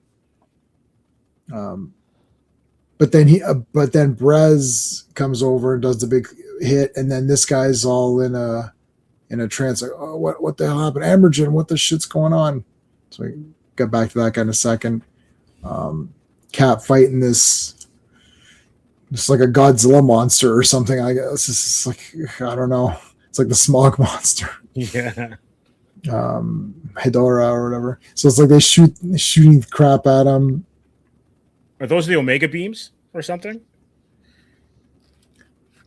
No, they're basically stones that this guy uses a sling to hurl them, and they're magic. So it's kind of like the Omega beams. They just track after their opponent. They track okay. after you. Okay, got it. That's pretty neat. Yeah, these guys are pretty cool. All right, so Hawkeye nails this guy from behind here. Here comes Wasp. These guys would this be fun guy. to play the role-playing game because their powers are so cool. Yeah, they are role-playing game guys or whatever. I was thinking about starting Gamma World because I've been playing Spelljammer now for 2 years, so I was thinking of getting my guys onto Gamma World. But I'm waiting for Deathbringer to come out, which is this guy I watched, Professor Dungeon Master. Oh, do you watch Professor Dungeon Master Classic? Yeah, I ordered Deathbringer too. Nice. Did you really? That's great. That's awesome. Yeah, I'm pumped up for it, man. I didn't get the dice and all that stuff because like I don't care. But I'll get when that I didn't get the miniatures, but when it I'll get the just like the rules or whatever. I also did get Shadow Dark as well. Yeah. But I didn't have time to play it. But I mostly bought it because I like that girl's attitude. So it's like I just bought it because like as I watched something, it's like I like she's just like all these games are bullshit. I was like, they are bullshit. She's like, mine's pretty good. I was like, that sounds good to me. Kelsey Dion. Yeah, she's pretty cool. Like she seems like she seems like she actually cares about it. So it's like, you actually feel like you care about this. Like, oh, okay, maybe it is good then. So there you go. And I just got the digital version. I didn't get the full thing. But the full digital pack, so it's like I don't know how many PDFs it was. It was like a ton of them. All right, so they're fighting here. Look at Thor, man. Yeah, Thor. So who do you got? You got the Norse god or the Celtic gods? All right, so Baylor's gonna get on the loose here. Here he comes. What's going on? This is Baylor. Holy shit, this guy's awesome. Looks like Granomir, and I'm wondering from He-Man. I'm wondering if Granomir's a dragon, but like this style of like sort of like a really big guy who's kind of like, you know, he's kneeling a bit, almost like, you know, he doesn't stand full. But your two, She-Hulk and Thor, your two heavy hitters, are going after him. Man-Dragon, yeah. Yeah. Now his thing is he can open his eyes. So he's basically had his eyes closed, if you saw here. And then he can open his eyes and then release this like energy force or whatever. Now they don't know what happens. We'll find out. But so Thor and She-Hulk, basically the two strongest guys. And remember, Iron Man is still trapped back on Earth with Dr. Druid or whatever. So it's like, I mean, losing those two, like that's it. Because Cap, Hawkeye, and Wasp, like, how are they going to defeat any of these guys realistically? And then Brez went back through time as well. So now he's in the future, which is the current time. And there's what's his face? Druid. And then like, so he's like destroying the pathway. So it won't allow any more guys to come or whatever. So he opens his eye. Thor and She-Hulk are gone. Yes. Amergen. So Dr. Druid is a descendant of Amergen. That's another thing that I want to point out. And then Brez went back through time. So there you go. So we are going to do one more tonight. We're going to do one more to conclude this. This is a wicked cover. Yeah. Actually. You'll finally get to see Greg LaRocque's art because he's got inkers doing his stuff. But he's really, really good. He did a couple of Thor fill-ins back in the day as well, too. Really talented. Yeah, this is wicked. Okay, so before we do that one, where's my comment? You know, I forgot to star these things. That was stupid of me. Hold on. All right, so Sean's doing a bunch of videos. Keep up with Sean. Just up to Sean77. Make sure you're subscribed. He's on all the live streams except for the last few because of whatever reasons. Steve, what have you got going on? We're going to have our weekly news hit on Wednesday at 4. So we'll be doing that. And then we'll be talking about the new Superman cartoon. And then we'll be joining you for G.I. Joe Wednesdays. Yeah. G.I. Joe. All right, Classic Comics, what have you got going on? Okay, so tomorrow I'll be doing another Trek talk. I'll be looking at the Star Trek Original Series episode, Elan of Troyes, and covering that. Now, I also wanted to mention, so I'm sure you guys remember that fan film Axanar that was being developed. So it's been announced that that's going to have its premiere at San Diego Comic-Con. Oh, wow. Now, I don't know when it's going to be on YouTube. I assume it'll be pretty shortly after that. And I do want to do a Trek talk where I'll cover that and just review it and talk about it after it has its premiere. So probably in a month or so. Awesome. That's cool. I'll check that out. Why not? Some of these fan films are pretty neat. Okay, and what am I doing? I don't know what I'm doing. I'm doing G.I. Joe. No, tomorrow I'm co-hosting. So Wrestling with Horror is hosting this. I'm co-hosting Tuesday Night Television. We're going to talk about The Burbs, which I did not like. You didn't like The Burbs? No, I kind of hate it. I just watched it like on Blu-ray too, and I hated it. I hate it. I don't know what happened. I remember I saw it like 35 years ago. I thought, this is kind of neat. I never really watched it again ever. And then I got it on Blu-ray because my buddy Steve gave it to me, and I watched it, and I hated it. I thought it was boring and not funny at all. And I don't know what happened. I did not like it. So we're gonna have an argument tomorrow because I think the two other guys really like this movie, and I didn't really like it at all. I didn't hate it. It was like, I don't know. I was like, it's okay. I don't know. So yeah, maybe I just didn't get it. Canadian guy didn't get it. I'm like, I don't get any of this. It's like, it could just be like, it's like the neighbors I'd probably be those neighbors. It's like, I don't want to talk to you losers. It's like, I don't talk to anyone here. People in the elevator say hi. It's like, yeah, what do you want? Hi, like I'm here. Wednesday is GI Joe. Looking forward to this. A lot of good stuff. And Fantastic Fridays. Finally, we're going to do Fantastic Fridays is going to happen on Friday. And Avengers is next week. We're doing Spider-Man Annual. And then we're doing the 2 Avengers. So we're going to cover 3 comics. That Avenger next week's going to be amazing because that annual is one of the best annuals. It's an artistic Spider-Man? Because it's John Romita Sr. inking his son, John Romita Jr. Oh. And it's the first issue of Monica Rambeau as Captain Marvel. Yes. Yeah. It's one of my favorite Spider-Man comics of all time, just because of the art. Awesome. It's not a horror movie. It's not a horror movie. It's definitely not a horror movie. It's maybe a horrible movie. Is that the one with Shelley Long? No. Or is that the Money Pit? That could That's be the Money Money Pit. Pit. Yeah, that's what you're thinking of. So who's his wife in this one? Is that Carrie Fisher? Carrie Fisher. Yeah. Okay. And she does 2 things, Jack and shit. It's like it could have been anybody. It's like they could have been anybody. The only thing good was that there was like the hot girl neighbor. That was it. That's literally it. Was she also in The Man with One Red Shoe with him? I didn't know that was a movie. Carrie Fisher? I don't think so. I gotta look that up. My old brain is misfiring. The Man All with right. One Red Shoe, Laurie Singer. Yeah, she's in it. Oh, Carrie Fisher's in it? I don't Dabney Coleman, Laurie Singer, Jim Belushi, Carrie Fisher. I only remember because she's in a leopard bikini in it. Oh, that might be good.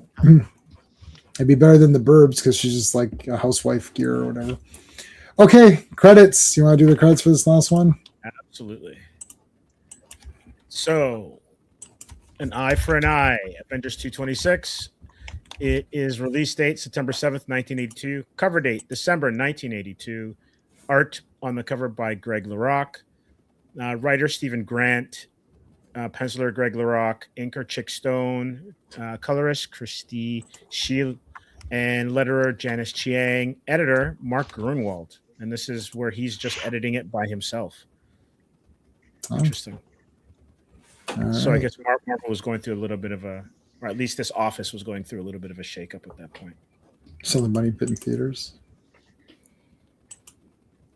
Yeah, I remember the commercials for Money Pit because the house just kept falling apart or whatever. Yeah, we got the heads on the side. Finally, the heads have returned. All right, so there's our buddy. Hey, Phantom Outsider, one of our super friends. You're late. Well, you came in for the last one, so they got the conclusion here. You love Carrie Fisher, but her careers only lay on the villain and the Blues Brothers. Oh, on screen perhaps, but she's an amazing. She was an amazing script doctor, so she did a lot of great stuff where she fixed scripts, and then she was also in When Harry Met Sally as the other couple. Well, she had a bit of a career as a writer too. Yeah, the script doctor stuff. She was really, really good at it. Yeah, absolutely classic for sure. All right, so there's Brez and whatever, and here comes Thor and She-Hulk. So when that guy opened his eye, they went into the present or whatever. It kind of undid the spell. So Dr. Druid was using his magic because he's the descendant of Amergen to bring them back to his ancestors' time period. But then when Baylor opened it, it wasn't so much that they got disintegrated or something. It's sort of like it canceled out the magic spell. So they ended up just going back to where they're from. And then they got punched in the head for it. So Carrie Fisher's also... Is that Patrick Dempsey movie? Yeah, maybe. A pizza delivery dude? Yeah. Yeah, I think that's what that is. Oh, yes. I remember Loverboy, yes. Oh, yeah. Okay. That was a pretty cheesy movie, right? Barbara Carrera, who was in the last Sean Connery Bond movie. I think she's in it too. Yeah. Almost in a decade. Oh, really? Wow. He's a wicked looking character, that's for sure. Great design. Okay, so Iron Man is just literally just like there, and then he gets thrown like a jackass or whatever. He's just frozen. Fastball special. She threw Iron Man. That's awesome. At Brez, and then he got punched. I mean, this guy's dead. Look at that. He got Iron Man in the back and then punched in the face. Wow. Tony must have like a broken neck. Like, come on. Yeah, like She-Hulk's like, what the heck? Meanwhile, Captain America and them are fighting Baylor.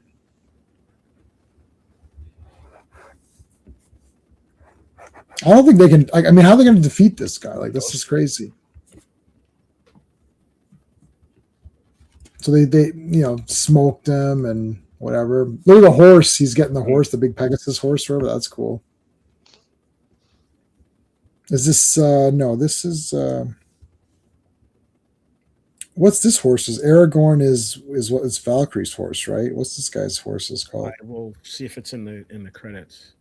I forget. I don't think I wrote it down. No, I don't. I can't find it. Phantom Outsider. What's this guy? What's the horse called? Winged horse. That's not a name.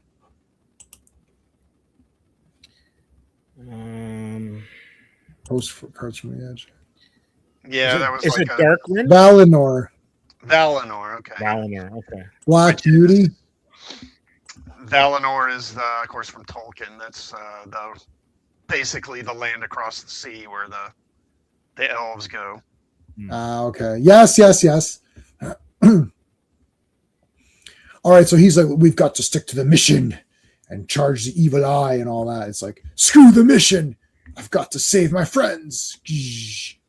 Yeah, Aragorn is the way. I said that. I said Aragorn is Valkyrie's horse. Huh. It's like, yeah, Valinor. Yeah, I like this. This is wicked. I mean, this Balor thing's crazy. It's just destroying. It's just Kirby crackling the shit out of everybody. Yep. All right, so they're coming to attack. The Avengers are attacking this thing, and so it's keeping its eyes closed. Hinox, who's that? All right, so Black Panther, Black Knight, Black Knight saved all the guys and flew off. So now Elathan is like, oh shit, we suck, so we need help. It's like, why don't we join up, so we can like we can beat the crap out of these guys. It's like, yeah, that sounds like a good idea. I wouldn't trust that guy. So that's what they're saying, that Balor should join the former. He should join Team Fomor. But Imogen still needs to charge up the evil eye or whatever. I don't really remember how the evil eye worked. Like, I feel like it just destroys shit or whatever, right? There it is, pulls it out. It's like, what, you used us? She should. Washra said, WTF.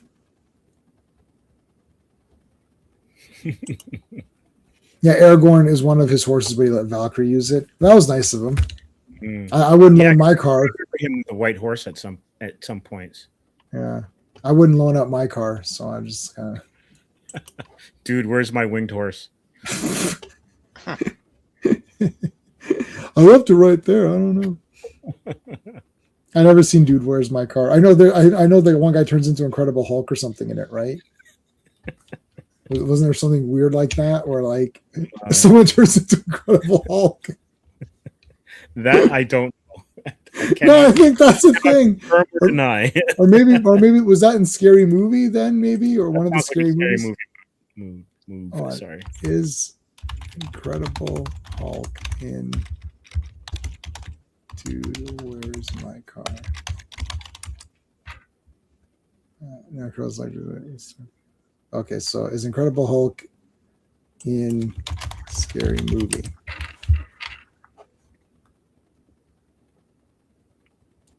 Oh, he was in a deleted scene from Scary Movie 3 or something. I saw about half an hour of Scary Movie 1. I thought this is the dumbest shit I've ever seen. I think maybe I finished it because I don't really turn off movies. The first movie I really turned off was the Jay and Silent Bob reboot. So I think I saw Scary Movie 1. Maybe I saw it. I was thinking maybe I turned it off, but maybe I didn't. And I thought this movie sucked. I didn't laugh at all. So I was like, I'm not watching any more of these. Anyways, here comes. So I definitely didn't go see part 6 or where the hell it is. So now they're going out. Aragorn died with Valkyrie, all died in the battle. You got married, Skeptic. When did that happen? Holy crap. Your dad and your husband. You didn't have a husband before. Wow. Well, congratulations. Where are you messing with me? Or like I didn't know that, right? That's like I'm a bit well, that's awesome. I didn't even read the rest of your comment. Later the drive-through. I don't know. I never saw the movie. Oh, he was stoned when Aragorn. Okay, and Entrance look at the body of the Defender's like physically stoned. Yeah, not stoned. Yeah. Oh, the paper's unofficial. Yes, they say it all the time. All right. Okay. We must fight together. Impossible. What is going on? So Balor tried to shoot him, but like that evil eye thing, it's basically absorbing the energy, right? So Balor can't really hurt this Amergen guy. So it's sort of like the evil eye is taking his power.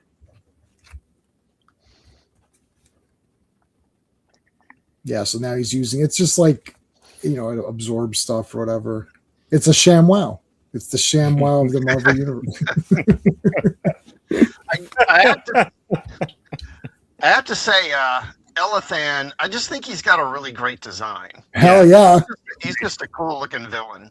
I totally agree. With the orange skin and the white hair, it's just a great contrast. Yeah. Visually, and the purple outfit. Who was the DC villain that kind of looked like that? Not villain, hero. Was it Warlord? Looks like Warlord. Yeah, Warlord with the mustache and beard. Yeah. Warlord is kind of like Oliver Queen. Yes. Warlord, yeah, Warlord is more Oliver Queen-ish, though. This guy's this guy's got a lot going on. He's got a little bit of Quicksilver hair, but also a Namor kind of Widow's Peak, but then he's got the mustache of Oliver Queen, a little bit of the goatee. This guy's awesome. His whole suit looks cool too, though. Starfire skin, yeah. He just got kind of like a classic like villain. Yes, mustache and everything. He should be twirling it before the end of the issue. Yeah, if possible.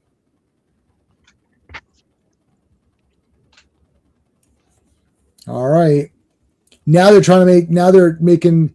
This is like when Kira was stuck in the cave with Odo, and then that rock was growing around her, but then it turned out to be a changeling. It wasn't really Kira. That was an awesome episode, man. Anyways, so it's like the stones going around. Here comes the wasp. Boom. Oh, Cap. Script. That does not look good. I know he's getting free, but man, it looks painful. Yeah, they gotta break him out. So now I think Elathan is gonna get Amergen's power. These guys all look cool too. So now they're getting his power. And everyone's kind of, it's just a free for all. So he drops the evil eye. And then that's Balor's wife who grabs Cap by the ankle. Oh, Cap. I mean, she's pretty hairy. Gross. Weird. Throws her into that. He flips her. Into Clayface? Into the Clayface monster. And now here comes Black Knight with the magic blade. That is it ebony blade or what's it called? Ebony blade. Yeah. Yeah, it comes in, friggin' shoots back. The crackles everywhere. With everybody saying, "L.A. Black Knight, yeah," or whatever. Look at the evil eye in his hand. I'll point out with my thing if you don't see it. Look at that. It's like so small. Yeah, that's how tiny it is compared to him. So what the shit? He exploded. That was quite a shocker. So Baylor grabbed the eye. I guess he couldn't have the handle the power. So he blew it up. That looks like a potato. I just had baked potatoes today for dinner. When you have baked potato, do you eat the whole potato or do you leave the skin? Nah, skin. Gotta eat. I cut them in half, put all the toppings, and I pick it up and eat it like I would a hot dog. Okay. So yummy. We put some cheese on it too. Cheese, chives, sour cream. Oh, I love sour cream. Yeah, I like all that. All that stuff is good. All right, so all those guys are blown up now. Now they're like, holy shit, you just kicked the shit out of that guy. Hey, Chris, how's it going, dude? You're back, man. Yes. I've been watching all. It's like 4 hours worth or whatever it is. 4 hours worth of Chris's. Chris went to Heroes Con. There's a lot of people that go, oh my God. There's a lot of artists and comic celebrities that go to Heroes Con. Oh yeah, it's a big one. That's a big one. I'll give Chris's comic. I'll give a comic vet link. Yeah, it's crazy. So and actually, it is Pure Comics, which is one of the complaints I had. For one show where I was like, it was comics, okay, but it was like wrongly priced. So I'd say Heroes Con, from what I saw on Chris's video, looks like that's probably the biggest for just comic books, I think. Like I saw him walking around. I didn't see a lot of, I don't want to say anything like mean, but if you're just doing arts and crafts, man, I'm not going to buy your arts and crafts. Like I saw this one girl at one of the things we were at where she had the Pokemon balls. Did you see that, Chris? Or Steve? She was right across from me. Yeah. Absolutely amazing. Yeah. It's like a Pokemon ball, but a landscape. It's like a snow globe Pokemon ball, but like a diorama. That's it.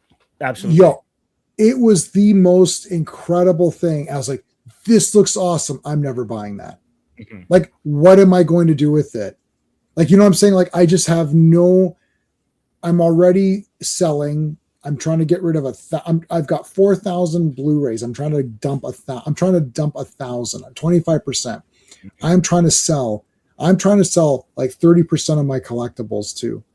Where am I going to put? See, the problem is like, where's that going to go? And how much does it going to cost me to buy that? Because it's such an intricate detail, handcrafted one-off item. How much was she charging? 50, 60, $100? Like, I don't know. But it wouldn't be cheap. It wouldn't be cheap. So how am I going to pay for that? So the problem is, like, I can't go to these things anymore. But actually, Heroes Con looks like it's mostly just comic books or artists and creators. So check out those videos if you can't afford to go to that thing. I never saw. So we're just in the. Oh, so hold on. What did we miss here? Marvel Handbook, the Black and Knight, and Ultron's entries to the Ultron. Did it like? Oh, so he reanimated him. Yeah, cool. Like, you eat the skin, put sour cream. I like everything. I'll just eat it normally, just with butter. I just put butter and some Italiano. That's good enough for me. Can't go wrong. Okay, so Amergen is going to die here, and so now Black Knight picks up the evil eye.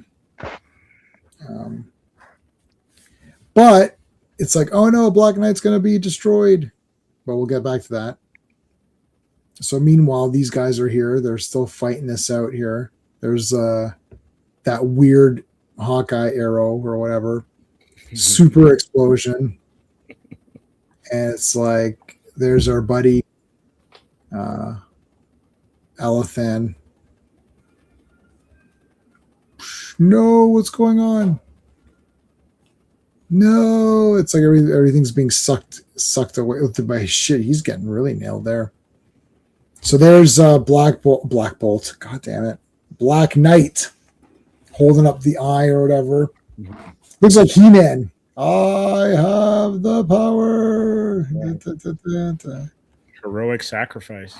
That's the heroic sacrifice, and he's dead, and he never comes back again, except that he's back on the next page. So he dies. Dr. Druid wakes up. They look at Black Knight's dead body. They all laugh and think what a loser. But actually, the stone gets reformed, and he's back. Mm-hmm. Yay! Black Knight's back. She-Hulk doesn't seem too happy. She didn't get a chance to fight or anything, so she's all pissed off. That's all. Yeah. And actually, Black Knight appeared in Doctor Strange not long after this. Nice. And in a 2-part story that I've got, but it kind of reintroduces him into the modern era. Right. Classic. Was this around the time where they were trying like a new wave of heroes like Jack of Hearts, Black Knight? They were trying to kind of reinvigorate their hero line. Nova was a few years earlier. I mean, I don't remember. I'm trying to think. So this is around what, 81, 82, around there. I mean, I don't know if it was part of any particular organized wave of it. I think that sort of thing came later. It wasn't as organized back then, but right, more organic. They would they would throw out some new characters in the 70s, second half of the 70s. There was definitely a big push with female characters. Right. But I don't remember Jack of Hearts being necessarily part of a wave of new characters. But I mean, I guess it would depend on how you look at it. I would think if they're not within a few months of each other, it's probably not an organized sort of effort. I would think. Yeah, because I just remember Machine Man, Jack of Hearts, Rom, they all started popping up. Black Knight. Now Rom, yeah, because you had that sort of wave of licensed characters. Because you had toys. Rom, Micronauts, Shogun Warriors, all kind of came out at the same time. Yeah, even the Godzilla comic. Yeah, maybe that too. Yeah, that was definitely kind of an organized push. Mm-hmm. Havoc is Star asking Wars too. You could add Star Wars. Yeah, for sure, Star Wars, for sure. Havoc is asking, how does Black Knight go to the past and meet Exodus? Do we know? I don't remember the story. It's probably because Black Knight in the 90s, Black Knight becomes a key member of the team. He becomes a big part of the team, and that was around the time I was kind of moving away. So it's probably during that period, and I haven't read it. Phantom, sorry, you're right. It's wait a minute. So when he blew up, what, Jarvis just threw him in the basement? I guess so. Micronauts, Jack-o'-lantern, yeah. Okay, we can take a look at these. This is just to finish off this volume. We're not going to review these. I remember this was a miniseries, right? I own it all. I own it all, baby. These kids trick-or-treating. One of them should have been a skull, and then it could have been the Halloween 3, because it's a pumpkin, a witch, and a skull. 10 more days till Halloween, Halloween, Halloween. 10 more days till Halloween, Silver Shamrock. Well, this is right around the time that the movie was out, if I remember correctly. So it's probably likely there is an influence there. Yeah. And they said, and they did the Silver Shamrock song about 45,000 times in that movie. For sale, we're taking it. Look at Vision. He's in his thing, but he still has his cape, his collar underneath. That's cool. He's still got his Mandarin collar sticking out. Love it. So they move in here. I've read these already. We're not gonna review them. Next one we're gonna review is Spidey. This is Rich Leonardi's art, isn't it? Yes. Yeah. I'm not sure who the inker is, but definitely him. Yeah, so I've read these already. Yeah, there's the evil trick-or-treaters. Jarvis, man. Taking some licks. Looks like Sam or whatever. You guys see Trick or Treat with Sam, the little guy? Mm-hmm. Whoa, there's a ghost. Look at that guy, Goat Man or whatever. Friggin'. This is cool, like fighting these demon Garrett characters. Looks like the Marvel series. Marvel series? I don't know.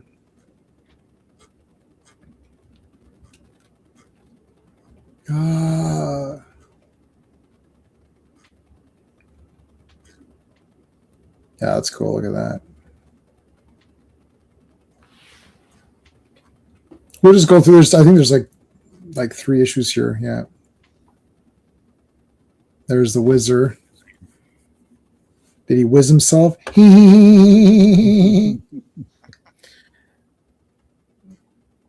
What is going on? Bill Mantlo. Can you just scroll back a bit, just so we could see the inker? We're just interested who the inker is. Oh, don't know them. Brian Garvey and Ian Aiken. Don't know. But Rick Leonardi, man, he did some great stuff later in the decade. His renditions of the black suit, of Spidey's black suit after Secret Wars, were on fire. And he did, I believe he did a Cloak and Dagger miniseries. Yes, absolutely. After this. Yeah, totally. I think that's kind of where he made his name. Correct? Classic? I guess I guess you could argue that. Yeah.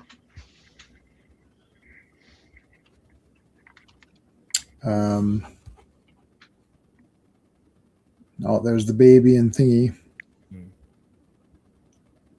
A lot of heavy blacks like Michael Golden. 1 second. Cloak and Dagger. Yeah. Question, because that's Pietor's and Crystal's baby. Right. Has that baby done anything? Like grown up to become? Yeah, it's somebody. Wiccan's cousin. Luna. Well, as I recall, when the baby's born, it's actually they point out that the baby is actually normal. It's not a mutant or an inhuman. If I remember correctly. But the Inhumans at some point they get exposed to the Terrigen Mist and all that. So maybe they've done that with the character by now. I don't know. So Havoken and Phantom Outsider say it's Luna. So Luna. Yeah. I know nothing of this character. I think she was in. There was, and chat will know, there was an X Factor comic, which I really liked. It was Peter David, and it was not the X Factor where he took over Volume 1. It was like where it was Serval Industries or whatever. Remember, it was like way later. And I actually liked that. And I got the entire series in trades, it was like literally, it's just 3. Like it didn't last long. But I actually thought it was really cool. It was Polaris and Quicksilver and all that. And I think Luna may have been in that. I don't remember. I don't know if anyone's read it. It's a modern comic, so it's basically toilet paper for people. But I liked it. I don't hate all modern comics. And now that is not modern anymore. There's a guy, there's a buddy of mine that comes on sometimes with Wrestling with Horror. And he was like saying, he was talking about a scary movie, and he's like, I said, I don't really like modern comedies. That's what I said. He's like, well, I wouldn't call Scary Movie a modern comedy. It came out in like, whatever, 2000 or something. I was like, I watched Marx Brothers. It's like, oh, so that is modern comedy. It's like, as modern as I get, like maybe like Big Lebowski, that seems like a new movie. Like that's like the last movie I thought was funny. Chat can throw out some comedies and see if I saw them or if I could. Like I hate that. What's the one where they're drunk? Hangover. I hate it. I thought looked like awful garbage, and this guy convinced me to go see it, and then I convinced Sean and Steve to go with me, and then I had to formally apologize to Sean and Steve because I recommended to go, and then the next day in the office I obliterated that guy who told me to go see that movie. I hated Hangover. What's another one? What are all these popular? Oh, American Pie. I cannot despise anything more than that. Oh, except for Jackass, the movie. That is, and I actually paid money for Jackass. I can't believe I paid money. I'll never live that down. I will go to the gates of heaven. They're like, buddy, you got to go to hell for a little bit. You paid money for Jackass. It's like, oh fuck, I didn't think you guys saw that. They're gonna say we see everything. It's like I will have to spend time in hell for that. That was the worst garbage ever. I can't believe it. It's despicable. American Pie is not that bad, but it's pretty awful. But I didn't pay money for that. So I don't know. So yeah, not a fan. I can't think of a comedy that what I don't even know what recent one. Like I like Chevy Chase, I like Fletch and Fletch Lives. Did you like Superbad? Nope. I saw I think I saw a few minutes like, yeah, this sucks. So no, any of these ones, man, I don't like any of them. Superbad. No, I don't know. What's another one? I'm trying to think of another one. Yeah, we got time. We're just scrolling through this. We're done. We're basically done the comics. So Superbad was good. I don't believe you. But like I'm more of a Top Secret guy myself. Yeah, I love Top Secret. I love Big Lebowski. What about Raising Arizona? Yeah, I like that. That's old. That's a bit older, right? So those are old. That's okay. Don't Wake the Baby High. Oh my god. Hot Dog the movie. Yeah, that's fine. Hot Dog the movie is fine. Yeah. These are the cheesy ones from. I like Airplane. Yeah. White Russian? Yes. What about the Porkies? Like 1 and 2. Hate them.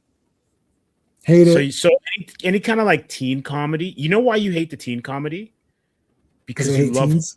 No, yeah, you love horror, and they die mercilessly. That's right. They should have died. Yeah, Porky's would have been better if everyone died. Yeah. Yeah, Snakes on a Plane, is that a comedy? Oh my god, Snakes on a Plane is one of the worst movies ever, but it's enjoyable watch. No, I like Snakes on a Plane. Yeah, I definitely like that. Yes, it is. Raising Arizona is a bit overplayed. Yeah, it's okay. Love Porky's. Yeah, I don't like any of these teen raunchy comedies. Pretty much, I hate them. They're not funny to me. It's like normally these people just get killed in movies. It's like, but they all live at the end. It's just brutal. There's one that had me laughing that came. Oh, I like Fubar. That's new. Fubar is a masterpiece. I don't like Trailer Park Boys though. It's not funny to me. I like Corner Gas. That's a Canadian show. That's really funny. Did you see Good Boys? It sounds like I'll hate it. Hold on. You probably won't like it, but it's the same team behind Superbad. But that's Good Boys movie. I laughed my ass off of that movie. Oh yes, I remember this. Okay, I remember this coming out and seeing it. I thought this looks despicable, so I stopped. Didn't like it. Arnold Fubar. Who's that? I'm talking about Fubar. Effed up beyond all recognition. Mm-hmm. Arnold had a short-lived streaming show called Fubar. Arnold Schwarzenegger's Fubar. No, I didn't see that. That's right. Yeah, I remember that. No, Fubar, man. Guys, I play these clips every day. They're all your gifts, man. All of them. Like, I recommend you try another sport, like knitting. And of course, the shit in Arnold. What does that say about me? I don't know. What does it say? It says you can shit in my mouth. In that scene. Too good. In that scene, Dean shit his pants in Terry's car, and Terry's like, "Don't shit your pants in the car, man. I'll kick you out of the car." And he's like, "Oh!" And he's all drunk and he shits his pants, and then Terry kicks him out. So they're filming a documentary on these guys, right? And then the guy's like, he goes, "Well, what if I told him to come back in, and then I say something I don't even back it up?" He's like, "What does that say about me?" He's like, "I don't know what this is. It says you can shit in my mouth." I don't know why Fubar. It seems if you watch it, you'll think J-Man will hate this because of the other things that I hate. But I don't know. I love it. I love every second of it. It's great. Those guys are real. Like they're fake. They're actors. Think about that. They're actors. they feel so real throughout that whole movie. It's a mockumentary, right? So it really felt real. Like, and then Fubar 2 is great. And then they had a TV series, and then they had Diener 89. And actually Terry as himself goes around. He does like these things where he's driving with people. So it's Terry. If I could play YouTube, I'd play it here. It's Terry and Bob Odenkirk. So Bob Odenkirk picks up Terry, and he's playing himself. Bob's playing himself.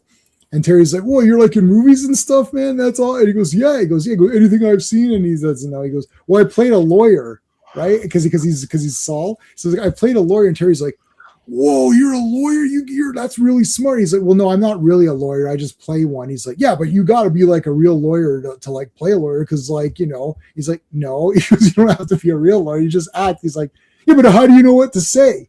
He goes, "If you're not a real lawyer, how would you know what to say?" He's like, "Well, the writers tell me." He's like, "What?" He goes, "No." He goes, "Like Rambo's like a real guy. Rambo's a soldier. That's how he knew how to play it so well." He's like, "No, it's just an actor." He's like, "What?" And he's like, "Wait a minute." Then he goes, "Well, then you guys don't really do anything." it's like anyone goes, well, he goes, "You're telling me I could be in a movie?" So he goes, "I have an idea for a movie where there's this guy who's a welder," because he's a welder. He's like, he's a welder. And then Bob Odenkirk is like, "Yeah, maybe like he could be like a pretty good welder, but then there's like this welding competition." And then he goes and Terry's like, "Yeah. And then he goes and then he has to face off. And then at the end, he becomes the best welder. He's like, "Oh my God." He goes, "How did you make all that up? That's amazing. That sounds like an amazing story." He's like, and Bob Odenkirk's like, "Well, I've seen other movies." So that entire sequence is great. There's a bunch of YouTube stuff. It's all great. I love all of Rambo's fantasy. It's all real. It's all real. Did I see Disclosure Date? No, Steven saw it and thought it was whatever, so I'm not going. No. And both Steves did not. The Council of Steves have spoken. Yeah, it's a miss. It just seems like a miss too. I just felt like it's preachy. It's really heavy, and it relies on coincidences way too much. Right. Like they hit you over the head with stuff, and it's like, come on. I am going to watch that Alien Autopsy documentary that's coming out. Because Alien Autopsy, when that came out, man, we were so pumped the next day at school.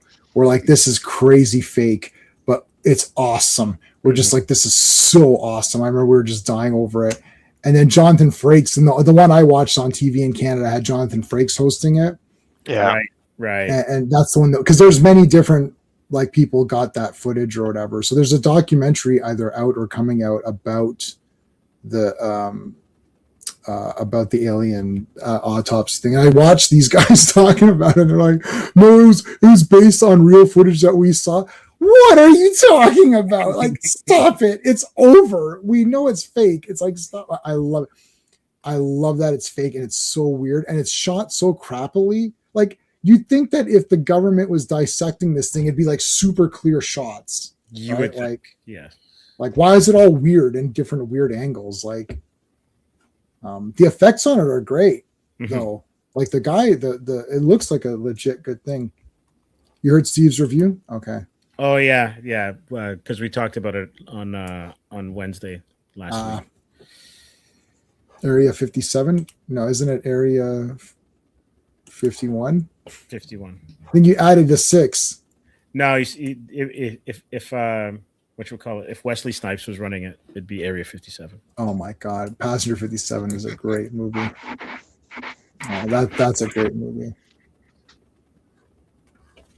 Wesley Snipes actually made a lot of pretty good movies, like especially like the action ones are good, and even the non, some of the non. Like I like the Rising Sun, and Rising Sun was good. There's a few other ones too. Or White Men Can't Jump, that was pretty good. Yeah, that movie's funny. More of a fun. Ever seen what was it called? New Jack City. Like, yes, yeah. Up, did you guys used to watch Fact or Fiction? I used to watch it. Yeah. I don't remember. Maybe it was called something different here. I don't know. I don't remember him being on a show called Fact or Fiction. But yeah. So as Jonathan Frakes hosted, and what it was 5 stories, and then some of them were true, some of them were fake, and then at the end he would reveal which ones were the true ones. Mm-hmm. Even the true ones were fake, though. It's like True by whose account? Like, hey, FK, thank you, man, for the super chat. I appreciate that. And for a CT, thank you. I know, yeah, we talked about it. We talked about Klobby. I posted on the socials and everything. I don't know if anyone was doing anything really for it, but my thing is that we mention him every stream. We always dedicate it to him, even if it's something that he doesn't care about. So we're and I'm always linking his channel in all my videos, and no matter what. So keeping it going. Someone hacked his Twitter, which is bullshit, but what can you do? But anyways, thanks for the super chat. How about one of these? We haven't used this one in a bit. Get that in there nicely. And just like a nice relaxing one. There you go. What? Oh yeah, wait a minute. It's Avengers stream. I do have Avengers things. Hold on. Where's my Avengers Iron Man? Yeah, boom. So you should have gotten that first. So I think that is that. Yeah, Wonder Man's. Oh, there's a fourth one in here. There's Magneto. So this is where it's kind of established that Magneto is Wanda and Pietro's father. Mm-hmm. Yes, I remember reading this one. And I have all these. I have all of Vision and Scarlet Witch, the full thing. And, we kind of skipped over it here, but the issue before, that's the one where, Vision and Wonder Man, they kind of come to terms with one another and kind of begin to form kind of a brotherly almost bond with one another. Yeah. He was in the last one. This is a pretty cool series. This was like a good fill-in thing series. Like, okay, figure out this Wonder Man stuff. It is like, because Vision was very complicated, and so was Scarlet Witch. So this was the attempt of let's try to make it not as complicated. But then they just make it complicated later anyways. So because they have changed it. And Classic, maybe you can correct me if I'm off on this one as well too, where Magneto's not their dad anymore. Right. And it's the High Evolutionary that kind of dabbled into giving them some of their powers or whatever. Yeah, I think they've gone through a couple of different sort of iterations. Yeah, and one of them, was like that. I'm not even sure anymore. You know what they need? They need to get Maury Povich. Get the three of them on a stage. Magneto, you are not the father. Maury Povich was in Niagara Falls, so we could have asked him. I missed him. He was at the con? Yeah. I know Zach Morris was, which was hilarious. Yes. What's his name? Mark Paul. No. Gosselaar. Yeah. These are all cool. Mm-hmm. I think that's the end of this. Yeah, that's on. We're almost done this. Yeah, that's it. We can look at some. Go back. Yeah, that Perez. There you go. Look at that. No, but go down. Oh, next this one. Yeah, there. That's beautiful. Yeah. That's the cover for the Avengers Chronicles. I got that. Nice. This looks like it's painted. It's I think it's colored pencil. Right. Sorry, guys. I'm so sorry. Geraldo was there, not Maury Povich. Oh, okay. Sorry, Geraldo was there. That's my bad. I just thought, I was like, wait a minute. No, that's not who was there. I was not there. But so anyway, yes, this is cool. Biographies. There you go. And that was volume 21. Wow, pretty good. Masterworks 21. So we are going to do, we'll do a Supergirl open mic or whatever, Supergirl discussion. And I don't know, I may or may not make it open mic depending on how people behave. So when is Supergirl? Oh no, Supergirl's not till 25th. Mm-hmm. That's not, it's the following week. Actually, it's 24th, right? Yeah, no. We're going Wednesday, right? Yeah, we're going Wednesday. So there won't be a stream, a G.I. Joe stream that week. Oh no, are we going Thursday or when are we going? Wednesday. It's Wednesday. It's 24th.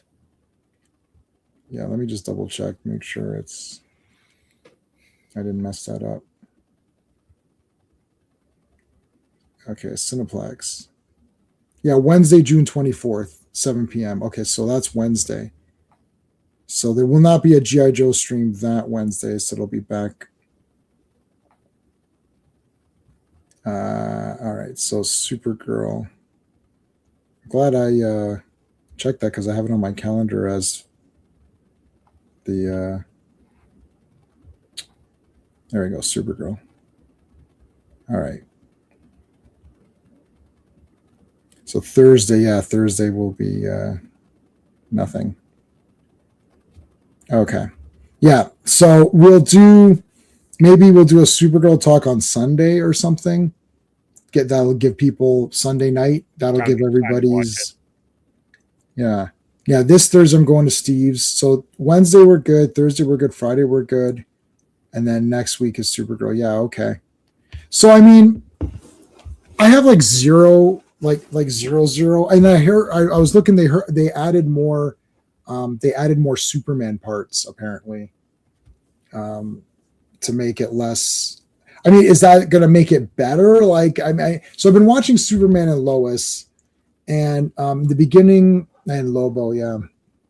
In the beginning of Superman and Lois season 4, the budget was massively cut, but that made it way better because they dumped all the loser characters. Mm-hmm. It was only about Superman, Lois, and the kids, which is right. Like, there's episodes where it's like Lana's husband's cheating on her and stuff. It's like, who cares? I don't care about these characters. Lana's okay. And then Lana's kid, she had 2 kids. One kid got the Judy Winslow. Remember when they snapped and one of the Winslow kids got gone? Do you remember? Oh, right. That's like Richie's older brother in Happy Days. Hey, like Richie's older brother disappeared after that. Was it after the first season? Was that when he went? Oh, did he even last that long? But you might be right. Yeah, a lot of these guys were gone. Right. Well, in Cosby's show, some people, what's her name? Sabrina LaBeouf. What the hell is her name? Sandra. Sandra appeared because there was no Sandra before. Yeah. And then she kind of appeared. It's like, oh yeah, there's that daughter. It's like, what? In Princeton? You never mentioned her before. Yeah. The one Winslow kid is Judy. Judy went to her room and never came back. You're banished. You're banished to the black hole.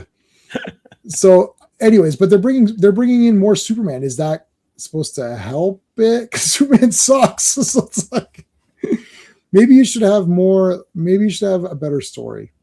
Why don't they start? And actually, do you guys know this? Is this Supergirl movie a prequel? Because the dog is a little dog. Well, I think it's in flashbacks when she first arrived on Earth. Oh, and then Woman of Tomorrow. So the main part of the story is after Superman. Yeah. But there's flashbacks showing him as a little kid, as a puppy. Yeah. Like when she first arrived on Earth and all that. Right. Mm-hmm. And she first arrives on Earth and makes fun of Superman.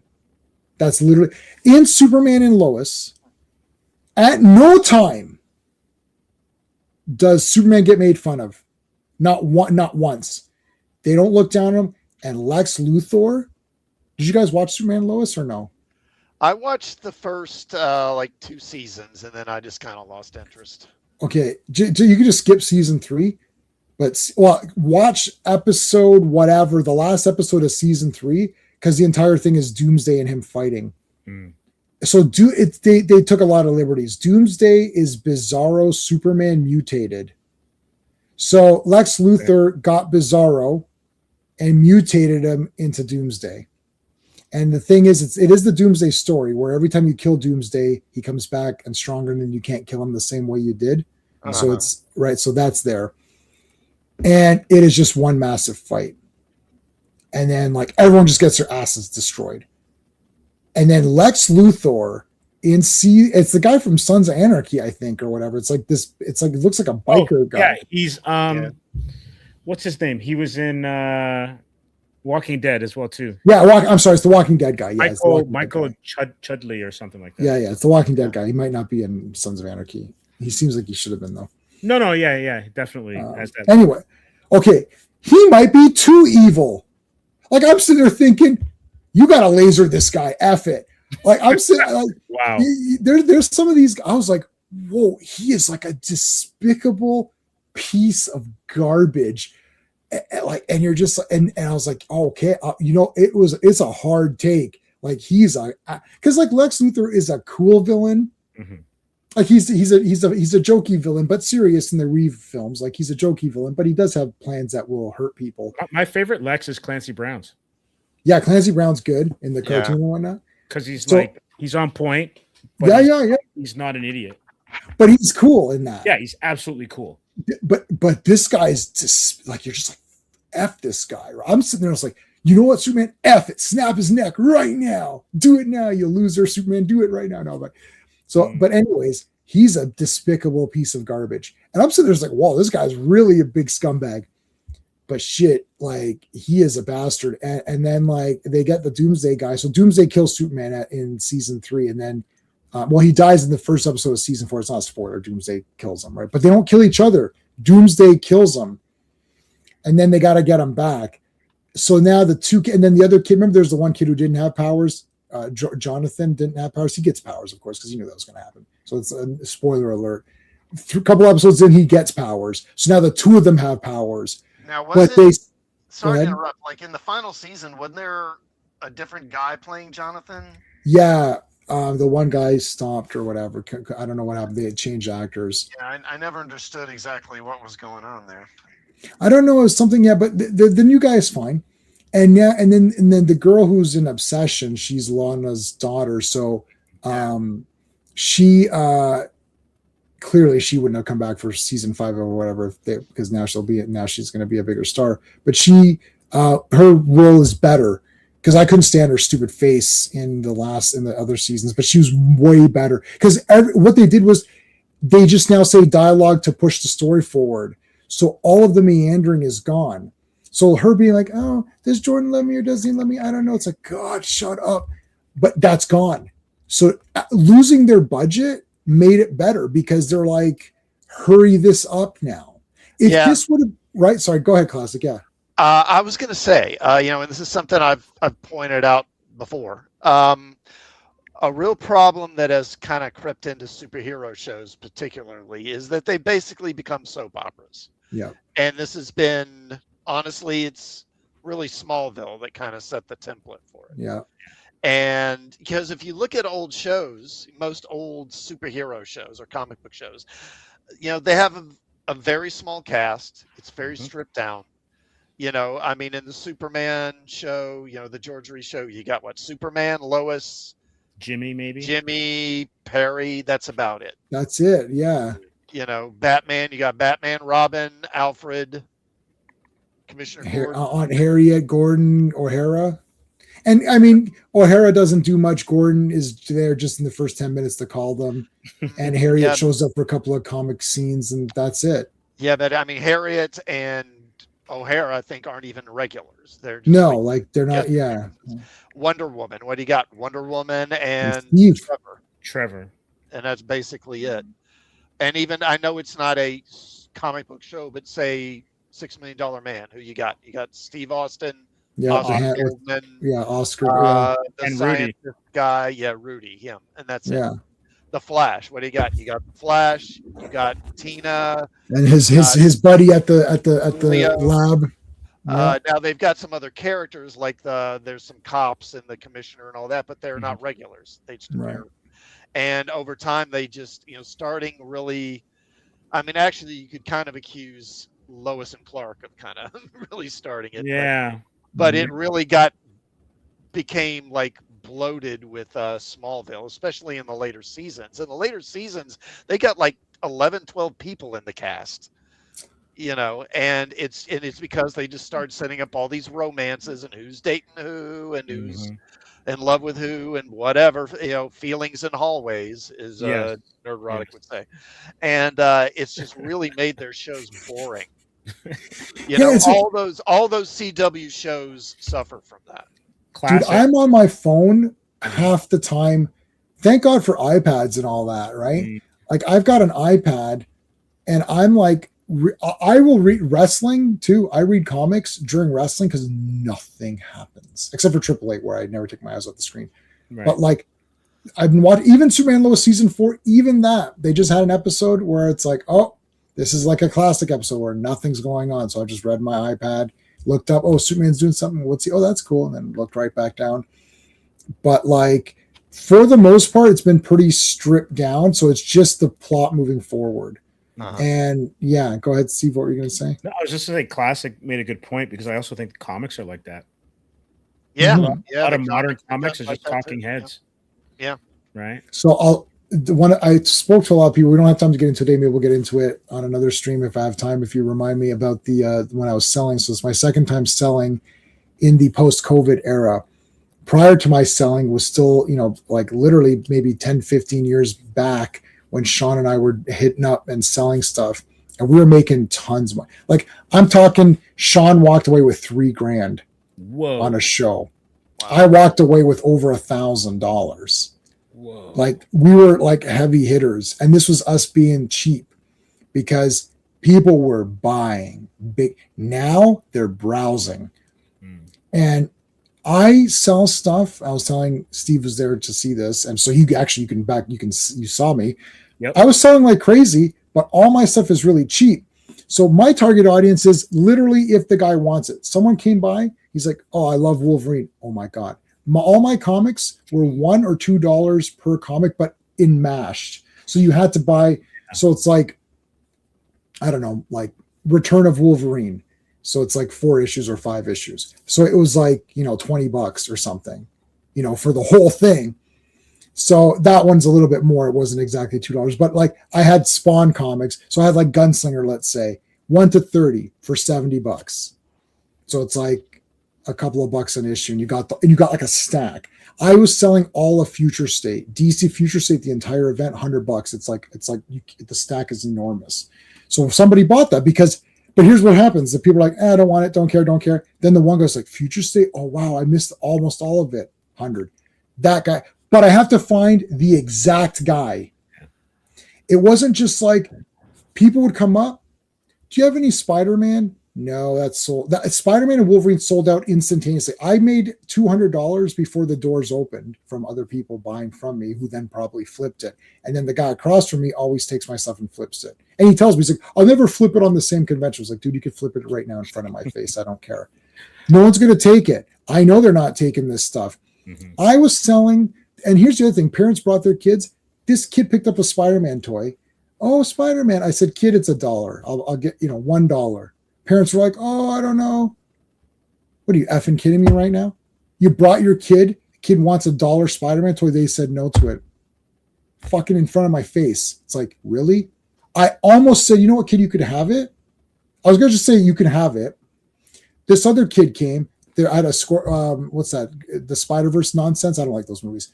Right. So Scorpion, and it's got those weird legs or whatever. So I had the Scorpion toy from that.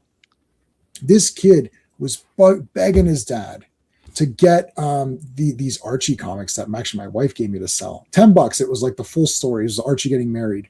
$10, the whole story. It's like 7 or 8 issues. The dad finally bought it for him. And the kid was playing with Scorpion. Like, well, this is so cool. I said, kid, you could just have that. I just gave it to him. Now I was going to give Spider-Man to the other kid, but the parents were, no, let's just go. I was like, you know what? F it. I don't like Spider-Verse. Sorry. It sucks.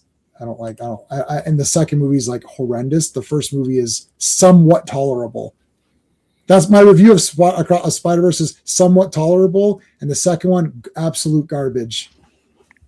The first 1 hour of the second movie might be the worst thing ever filmed. It's just like, what is happening? It's like, oh, look, Miles is late for school and stuff. I'm like, yeah, I've seen this before. I saw this in the last movie. Like, I get it. He's like Peter. He's late and everything. Yeah, but what makes him special then? He's just the same as Peter Parker. I don't know. Anyways, and the animation, to me, if I would have saw that, like if I'm watching Akira or Ghost in the Shell and that kind of goofy animation happens, like, is the DVD broken? Like, put the disc back in. No, it's still, what the hell's going on? It's like, it's all choppy and shit. It's supposed to be, oh, isn't that cool and stylish or not? It looks like shit. I don't get it. And they made Spider-Man $29.99 the bad guy. Which is so ridiculous. So Steve, I was trying to figure this out. You're gonna torture me now by having no. I was trying to figure this out. Spider-Man stuff. Yeah, I was trying to figure this out with Spider-Man. Oh, what was the thing? He has 4,000 villains. You're doing Across the Spider-Verse, which means you can take any villain there's ever been, ever, and you made 2099 the bad guy. The only reason I even saw the second movie was for Spider-Man 2099, because I like that character. I think he looks awesome. The voice was what's his face, that guy who's the Poe or whatever. I thought this might be a good fit for this guy, right? I was like, this is a great fit. Yeah, and then they made the bad guy. I was so upset. It's Moon Knight, actually. It's Moon Knight. Yeah. It was that was. Yes, yeah. I love him as an actor too. So you know what? Just clicked in my head because we've had these conversations before. Spider-Man is arguably the best rogues gallery in all of comics, and the best looking character. So if you're going across the Spider-Verse, why don't you have the Spider-Men or Spider Peoples fight all of the Doctor Octopuses or all of the Green Goblins from across the universes? That would have been amazing. And then you can have them break off into teams and fight them in different universes and almost make it like a quest thing or whatever. Sure. And that would have been, because now you can play with like all of the different iterations of the villains. And that would have been cool. Because like if you're going to have multiple Spider people, you're going to have multiple Dr. Octopus and multiple Venoms and multiple Carnages. And it's Sony, so you could use all the characters. They don't, like, there's no embargo on any of them. Like, why would you use 2099? And then here's the other thing.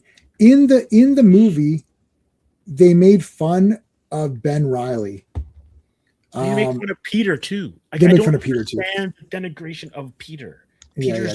You're right. They made fun of Peter. So that's really the first point. In the second one, they made fun of Ben Reilly. I'm like, without Ben Reilly, this Spider-Verse doesn't exist because he's the first fake Spider-Man. So you've got a universe of fake Spider-Man, but you're making fun of the first fake Spider-Man, without which there would be no other fake Spider-Man. So WTF is that? Why didn't they have 2099 Scarlet Spider, the real Spider-Man, Miles Morales, right? Spin. Even you know what's Gwen or whatever. That's your team. And then instead they have these random characters. Like, who are these loser characters? Like, pick the cool Spider-Man. Noir can be on the team. He could put him on the team.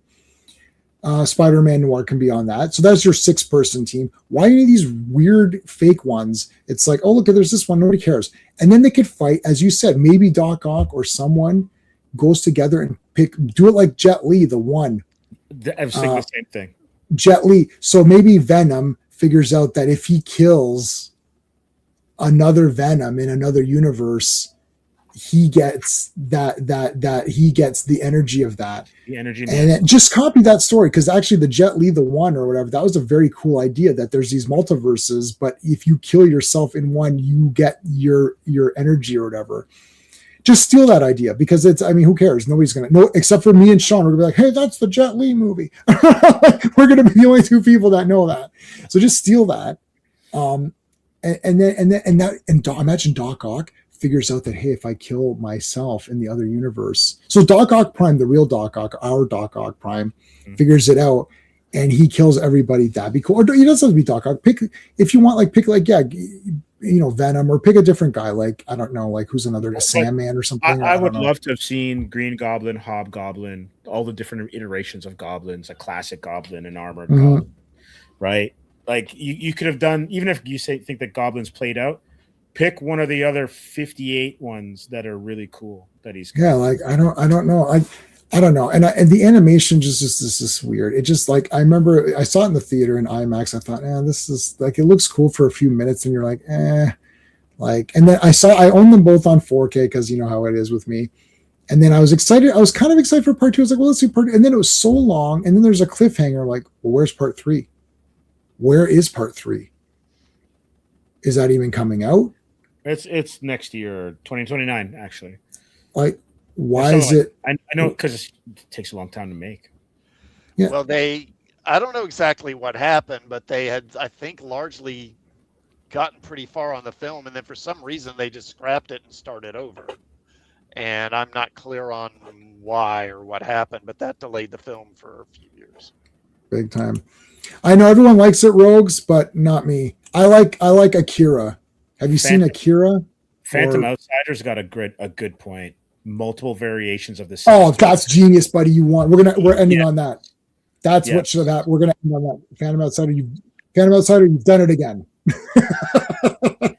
Wallop and Web Snappers, Phantom Outsider, Wallop and Web Snappers. I love it. Yeah, no, we're ending on that comment. That was the comment. Thanks, guys, for being here. I appreciate it. You guys are great. We'll see you on Wednesday for G.I. Joe. Hey friends, you've just been listening to J-Man, and he is the smartest person who ever lived. So make sure you like and subscribe.